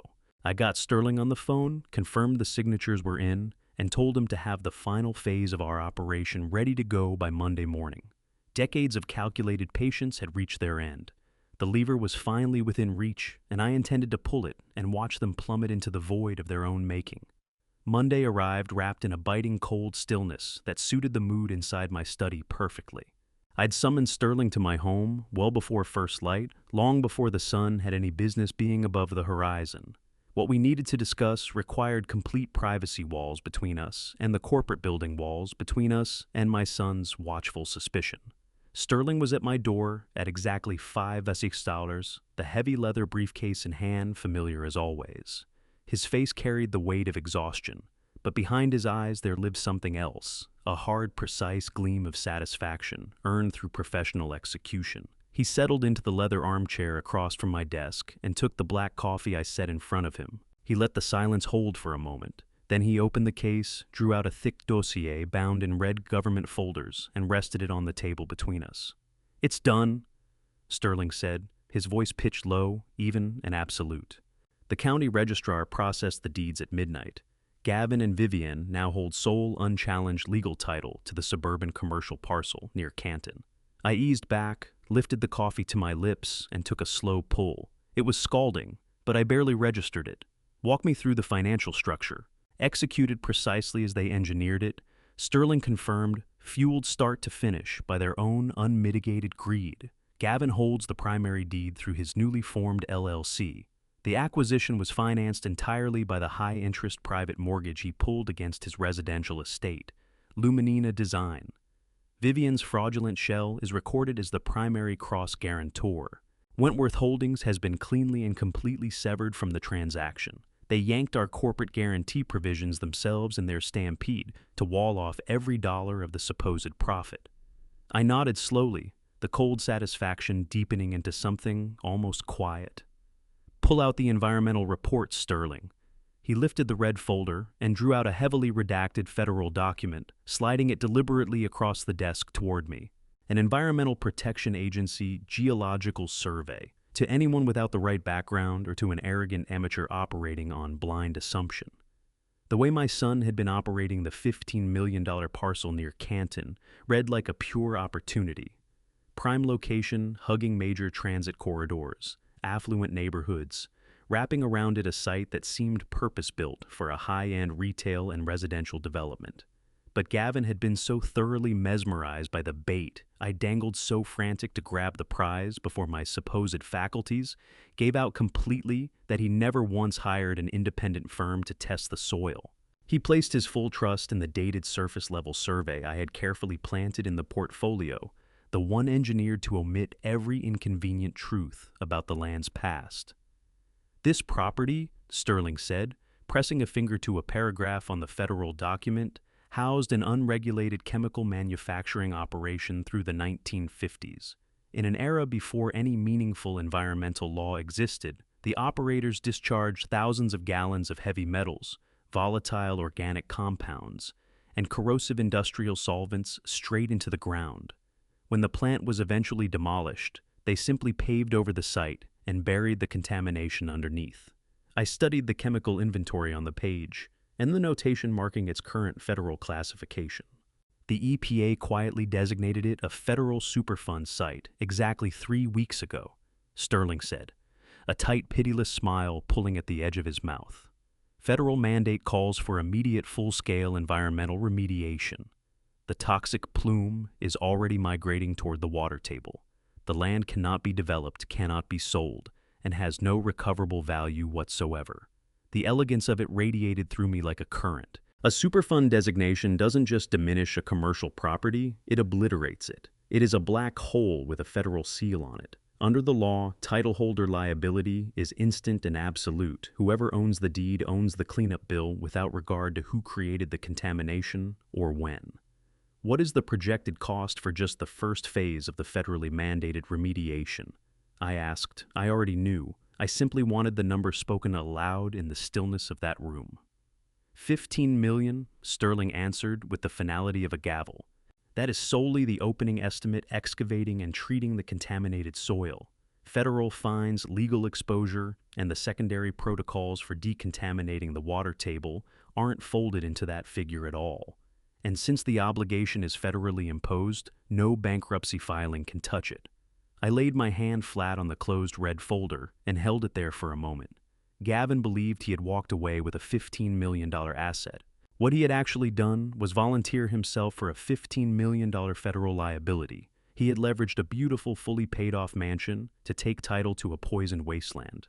And by running Luminina Design as the cross-guarantor, he had legally welded that fraudulent shell company to a crushing federal debt. They wanted every last cent of the profits, I said quietly, the irony sitting sweet and sharp on my tongue. Not $1 was to flow toward the Wentworth Holdings Board of Directors, so they twisted the paperwork, walled off their own entities, and cut us out entirely. In their frantic scramble to rob me blind, they constructed an airtight legal barrier that insulates my empire from every ounce of the fallout. They absorbed all the exposure themselves. Precisely, Sterling confirmed. Had you required Wentworth Holdings to guarantee that loan, our company would be staring down a $15 million cleanup liability. We would be in the middle of an unmitigated catastrophe. But by playing the fading, senile old man convincingly enough, you led Gavin to believe that he needed to shelter the asset from your supposed incompetence. Vivienne's greed handled everything else. She pushed him into pledging their stolen wealth as security on the property. They assembled their own financial prison cell, walked inside, and slid the only key across the floor to you. The poetic symmetry of it was almost staggering. Gavin had genuinely believed my mind was going. He'd taken my stage lapses and the misplaced files as hard evidence of advancing Alzheimer's disease. It never once crossed his mind that the man who had spent 40 years threading through the most treacherous corridors of corporate power might be walking him straight into a trap he'd designed from the first brick. He'd looked at that property portfolio and seen a private road to obscene wealth. He never noticed that the road ended at the edge of a cliff. What happens the moment the private lenders realize the collateral they're holding is a federally designated toxic site? I asked, eyes drifting toward the window, as the earliest light of dawn began bleeding into the sky, bruised purple fading to gray. The private lenders will call the loan immediately. Sterling's voice was stripped of any trace of sympathy. They'll move against Gavin's residential estate before the month is out. His personal accounts get aggressively liquidated to close the gap. Then the federal government turns its attention to Luminina Design and pursues them for the outstanding environmental remediation costs. When federal auditors crack open Luminina Design's books to seize whatever assets remain, they'll find the embezzled funds sitting right there. They'll pull the fake invoices. They'll follow the offshore wire transfers back to Vivian and Renee. Every thread unravels in open court. "I'll let him dig," I said. That was all that needed saying. The morning of the annual board meeting came in under a heavy ceiling of clouds that pressed flat gray light through the floor-to-ceiling windows of the Wentworth Holdings executive boardroom. I arrived 45 minutes ahead of anyone else, dressed in a suit that looked slightly unkempt. A deliberate touch, one more stroke in the portrait of decline I had been carefully composing all week. I took my usual place at the head of the long, polished oak table, but I let my shoulders curve inward and allowed my gaze to wander toward the far wall, as though I'd briefly lost track of where I was. Senior directors began arriving just after 9 in the morning. These were people I had stood beside for decades, cutthroat financial minds, formidable legal strategists, aggressive developers who had helped me build this company from raw ambition and nothing else. As they settled into their seats, I felt their glances landing on me, that particular mixture of quiet pity and sharpened predatory attention. The rumors Gavin had spent weeks planting had clearly taken hold. Gavin himself entered the room right on schedule, flanked by his personal legal team, carrying himself like the conquering heir apparent he believed himself to be. He had chosen a sharp charcoal gray suit and arranged his face into an expression of solemn, dignified duty. He stopped beside my chair, dropped a firm, patronizing hand onto my shoulder, and asked in a voice pitched just loud enough for the directors nearby to catch whether I was feeling equal to the demands of the proceedings. I didn't look up. I gave a slow nod, keeping both hands flat on the table, hiding the fact that they were absolutely rock-solid steady. Gavin moved to his seat at the far end of the table, the traditional position of the executive vice president, and the room dropped into a heavy, expectant silence. The opening items on the agenda were dispatched with brisk, almost dismissive speed. Quarterly financials approved, standard legal disclosures acknowledged, routine operational reports filed. Everyone seated at that table understood that none of that was the real reason they were in this room.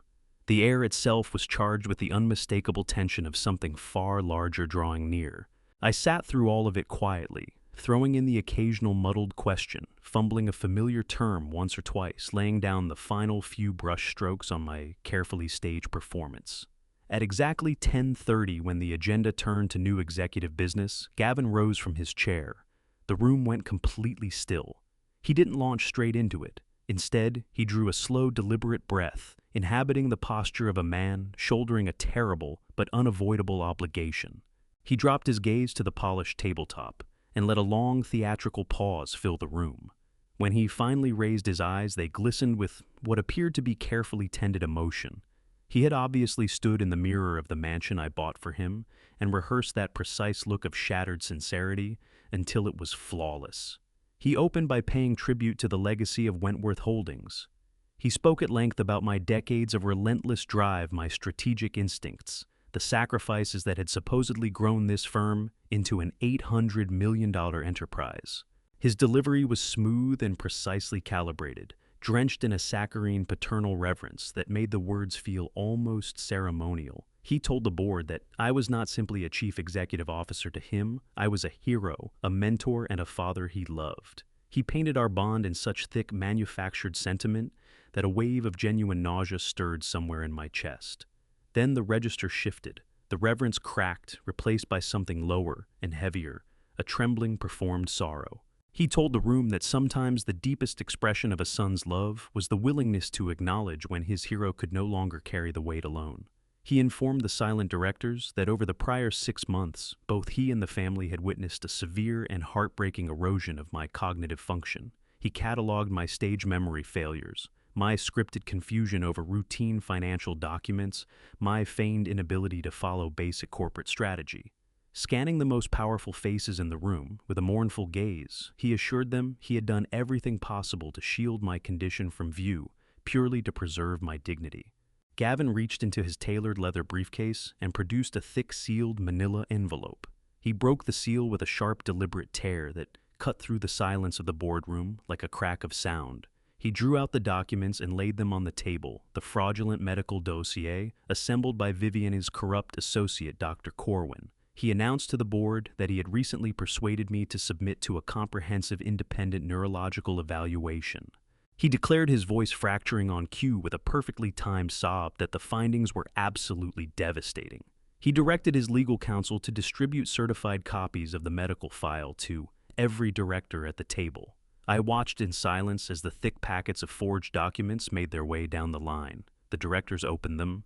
Eyes moved across dense medical language, fabricated brain scan interpretations, and the definitive fraudulent diagnosis of rapidly progressing early-onset Alzheimer's disease. The soft sound of turning pages and low, troubled murmurs drifted through the room. Gavin allowed that weight to settle over them for several long minutes before he continued. He wiped a single practiced tear from his cheek and straightened his posture. He declared that the medical evidence left no room for doubt and that my condition had moved well past any point of manageable return. He pressed with forceful, structured logic that Wentworth Holdings could not sustain itself with a compromised mind at the controls. The current climate, he argued, demanded decisive and sharp leadership, something the report made clear I was no longer capable of providing. He performed the role of the responsible corporate guardian without a single visible seam, framing everything not as a power grab, but as an act of protection, a son stepping in to shield his father's magnificent legacy from collapse. He reminded the board of a narrow, rarely cited provision buried in the corporate bylaws, the medical incapacity proxy. He noted that the founding documents left no ambiguity in the event of severe medically certified cognitive deterioration. The board carried a fiduciary obligation to execute an immediate involuntary transfer of executive authority to the sitting vice president. His eyes moved directly to me, and whatever warmth he'd manufactured for the room had drained completely from his expression. He told the board it was time to let the old lion rest. With one final theatrical sigh, Gavin formally entered the forged medical dossier into the official corporate record. Then he made his last and most lethal move. Performing the role of the deeply concerned, loving son, doing what duty demanded, he called for an immediate binding vote, asking the board of directors to invoke the proxy, strip me of every shred of corporate authority, and hand absolute uncontested executive control of Wentworth Holdings directly to him. The trap from every angle was now fully and visibly sprung. A weighted silence settled over the boardroom in the wake of his appeal, thick as fog. Directors swung their eyes toward me, their faces caught somewhere between sympathy and uncertainty. They were bracing for the disoriented reaction of a man whose grip on reality was dissolving. Gavin held his position at the far end of the glass table, sustaining his posture as the grief-stricken son carrying out a painful necessity. His eyes found mine, a silent dare wrapped inside manufactured heartbreak.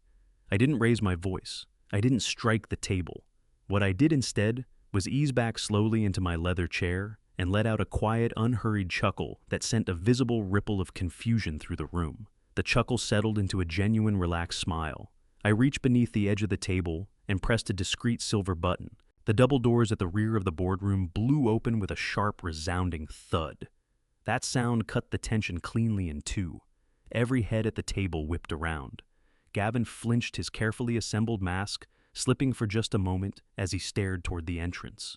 Sterling walked in his stride, unhurried and radiating total authority.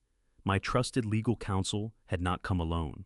On either side of him were two individuals whose presence transformed the room from a corporate dispute into something unmistakably criminal. Tall men, dark suits, badges prominently displayed, identifying them as agents of the Financial Crimes Division of the Federal Bureau of Investigation. And behind them, moving with the shuffling, unsteady gait of a man barely holding himself together, was someone the board had never laid eyes on, though his name was printed across every medical document spread out before them.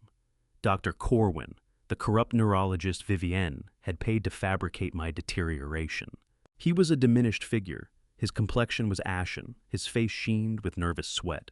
He clutched a leather portfolio against his chest as though it were a life preserver, his eyes skittering around the room before dropping to the floor and staying there. A wave of bewildered murmurs broke across the directors.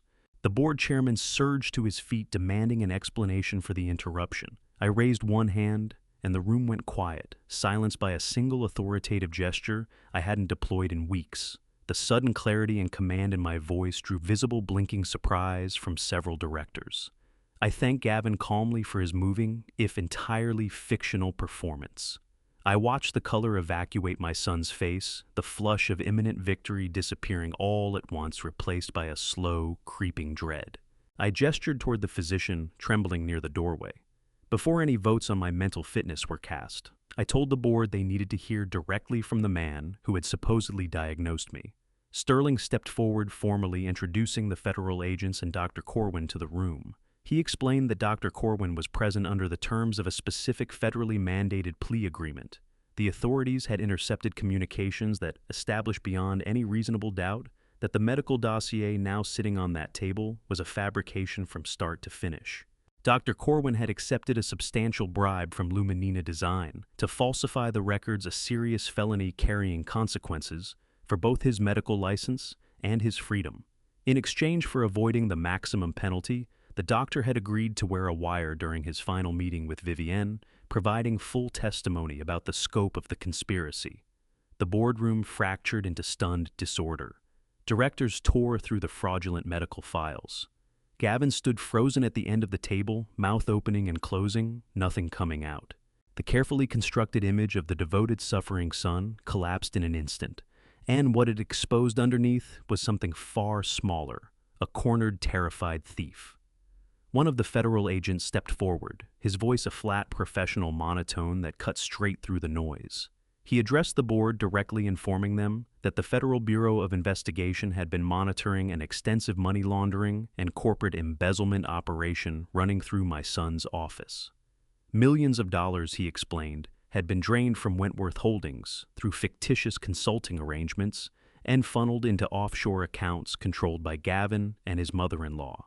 The agent turned to look at Gavin, whose knuckles had gone white against the table's edge. He announced that the Financial Crimes Division had just executed a coordinated raid on Lumenina Design's primary offices and Gavin's residential estate.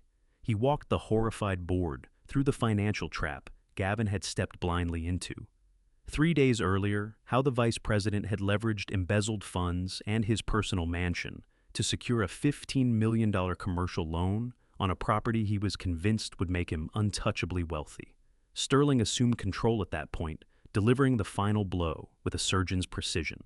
He threw the federal environmental reports onto the large monitor at the front of the room. He walked the executives through what the property Gavin had purchased actually was, a federally designated toxic waste site. He laid out the Superfund classification, the depth of the chemical contamination, and the ironclad legal liability that transferred automatically with the deed. He made it explicit that because Gavin had operated out of naked greed, hiding the transaction inside his personal LLC, and using Lumenina Design as the cross-guarantor, Wentworth Holdings was fully and cleanly insulated from the massive federal cleanup debt.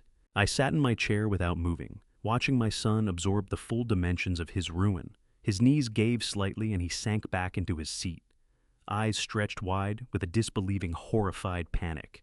The understanding arrived all at once. Every move he had made over the preceding month had been seen, anticipated, and guided by the man he believed he was outmaneuvering. The senile old fool he had ridiculed behind closed doors had maneuvered him with flawless precision into shouldering a crushing, inescapable federal debt, while simultaneously delivering himself into federal custody. The second agent walked the full length of the long glass table in measured, deliberate steps. The room had gone silent again, each footfall sharp against the quiet. He stopped directly behind Gavin's chair. He asked my son, with perfect calm, to rise and place his hands behind his back. The metallic snap of the handcuffs rang through the executive boardroom like a gunshot. Every board member sat in paralyzed silence as the vice president of Wentworth Holdings was formally placed under arrest: corporate espionage, felony embezzlement, federal wire fraud. I rose from my chair and felt something lift, a physical weight gone. The suit fit properly again. My spine was straight. My mind was as sharp as it had ever been. I looked down at my son, tears running freely down his face as the agents drew him back from the table. There was no softness left in me, no room for it, only the cold, clean resolution of a fight that was now conclusively over. I turned back to the silent wall of staring directors, straightened my tie, pressed both hands to the polished wood, and informed them that the executive vice president had been officially terminated. It was time to return to the business of running my company. The heavy oak doors remained open wide, framing the corridor beyond, where the rest of the executive staff had gathered, standing completely still. I drew my gaze back to Gavin, still slumped in his chair, shaking as the agents waited behind him. I pulled in a long breath and let the full weight of my authority expand to fill the room. The voice that had been a tentative murmur for weeks now carried the way it always had, with the absolute power of a man who built an empire from the ground up. I told him that the medical report was a contemptible forgery, a desperate illusion constructed by a coward who couldn't conceive of building anything on his own. But that $15 million toxic debt he'd signed for the day before, that was absolutely real. I watched understanding move across his pale face like a tide. He had mortgaged his entire existence for a poisoned wasteland. The room held its silence, broken only by the sound of quick footsteps in the marble corridor outside. Then the boardroom doors were shoved wider with force. Vivienne and Renee pushed into the room, their faces bright with arrogant, premature celebration. Renee was cradling a chilled bottle of imported Prosecco, while Vivienne carried crystal flutes in her hands. They had been stationed in the executive lobby, expecting Gavin to send word the moment the board voted to remove me from power. They had arrived to toast my professional burial, ready to pull the cork before my body was even cold. They stopped dead the instant they crossed the threshold. The Prosecco bottle slipped from Renee's manicured fingers and hit the polished hardwood floor with a crash. The expensive liquid pooled around her designer shoes, a fitting metaphor for everything they had built together, dissolving at their feet. Their eyes moved in horror from the federal agent standing behind Gavin to Dr. Corwin, who had retreated to the corner and was weeping quietly. Vivienne's gaze swept the room in rapid, desperate arcs, hunting for any exit from the reality closing in around her. The board members stared back at her with open contempt. She looked to Gavin for the arrogant puppet she had installed, and found only a broken, weeping man in his place. Then her eyes found mine. I gave her nothing. I reached into my leather briefcase and drew out a thick stack of financial documents. I brought them down on the glass table with enough force to crack the silence like a shot. I told Vivienne those folders contained every fraudulent invoice, every concealed offshore wire, transfer, every damning thread of evidence woven through Luminina design. I informed the room that for the past year, these two women had been actively working alongside my son to drain $800,000 from Wentworth Holdings. Renee let out a piercing, hysterical gasp, both hands flying to cover her mouth. Vivienne stepped back, shaking her head in frantic denial, insisting it was all a terrible misunderstanding, that Gavin had pulled them into it against their will. I had no interest in her excuses. I turned directly to Gavin and delivered the final blow. I told him the predatory private bank had already been notified of the fraudulent cross guarantees they had used to lock in the commercial land loan. Because they had deliberately misrepresented Luminina Design's financial position, the bank had triggered an immediate default clause. I told him, with precise, measured coldness, that his mansion had been officially foreclosed upon that very morning. They had no home. Beyond that, the federal government was already moving to seize their remaining assets to satisfy the $15 million environmental remediation penalty attached to the toxic waste site. They had taken on the liability personally and in full. The sheer scale of what they had brought on themselves landed with the weight of a building coming down. Gavin slid from his leather chair and dropped to his knees on the boardroom floor. The arrogant heir apparent, the man who had schemed to have me committed to a secure facility, was now on the ground reaching toward my shoes with shaking hands. He pleaded through broken, heaving sobs. He begged me to undo the transactions, to call on the resources of Wentworth Holdings, to cover the federal fines, to rescue his home, to rescue his wife. He cried that I was his father, that family meant something, that I had to protect him. I looked down at him with a detachment so complete it was as though I were watching a stranger fall apart on someone else's floor. I told him he had surrendered the right to claim family the moment he conspired to erase me. Vivienne broke into raw, unfiltered screaming. She shrieked that she was a respected member of society, that she could not go to prison, that her reputation would be destroyed. A federal agent stepped forward unhurriedly, producing a secondary arrest warrant with Vivienne's name on it. He informed her that the Federal Bureau of Investigation had no interest in her social standing, only in the $800,000 she had helped systematically steal from my corporation.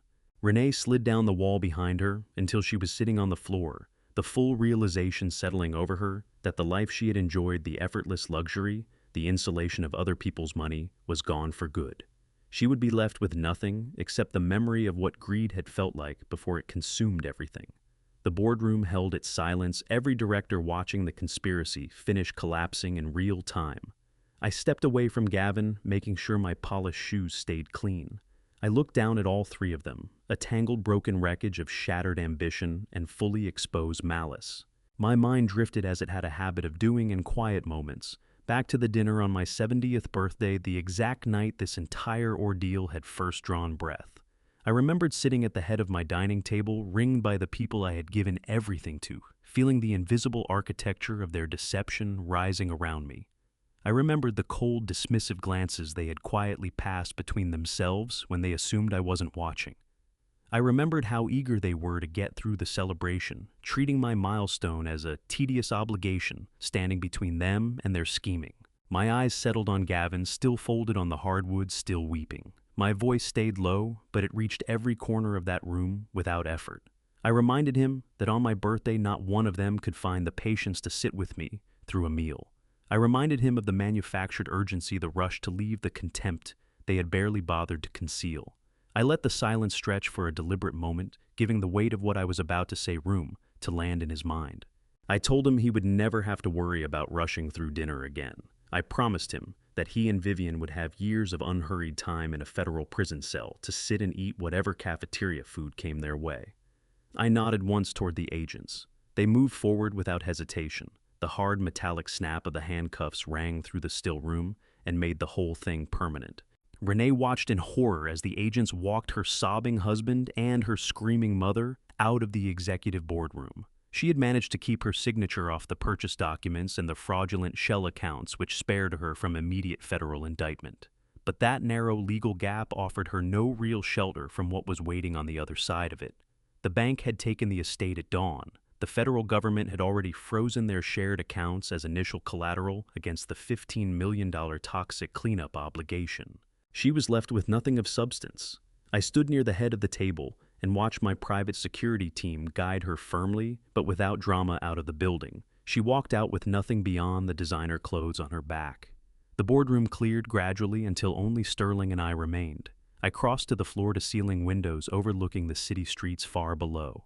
I watched the federal cruisers light up and pull away from the curb, carrying what was left of my treacherous family toward their reckoning.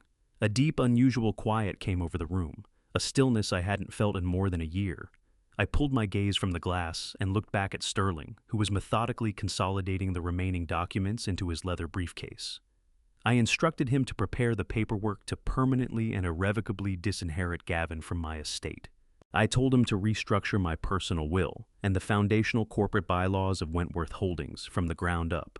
My shares were to be reallocated to the loyal, long-serving employees who had actually sacrificed to help build this company from nothing. Beyond that, I directed Sterling to establish a large, independently managed scholarship foundation, a vehicle for channeling a significant portion of my wealth toward hungry young entrepreneurs who had earned their ambition rather than inherited their position. Sterling nodded with quiet professional gravity, confirming the new directives would be fully executed before the week was out.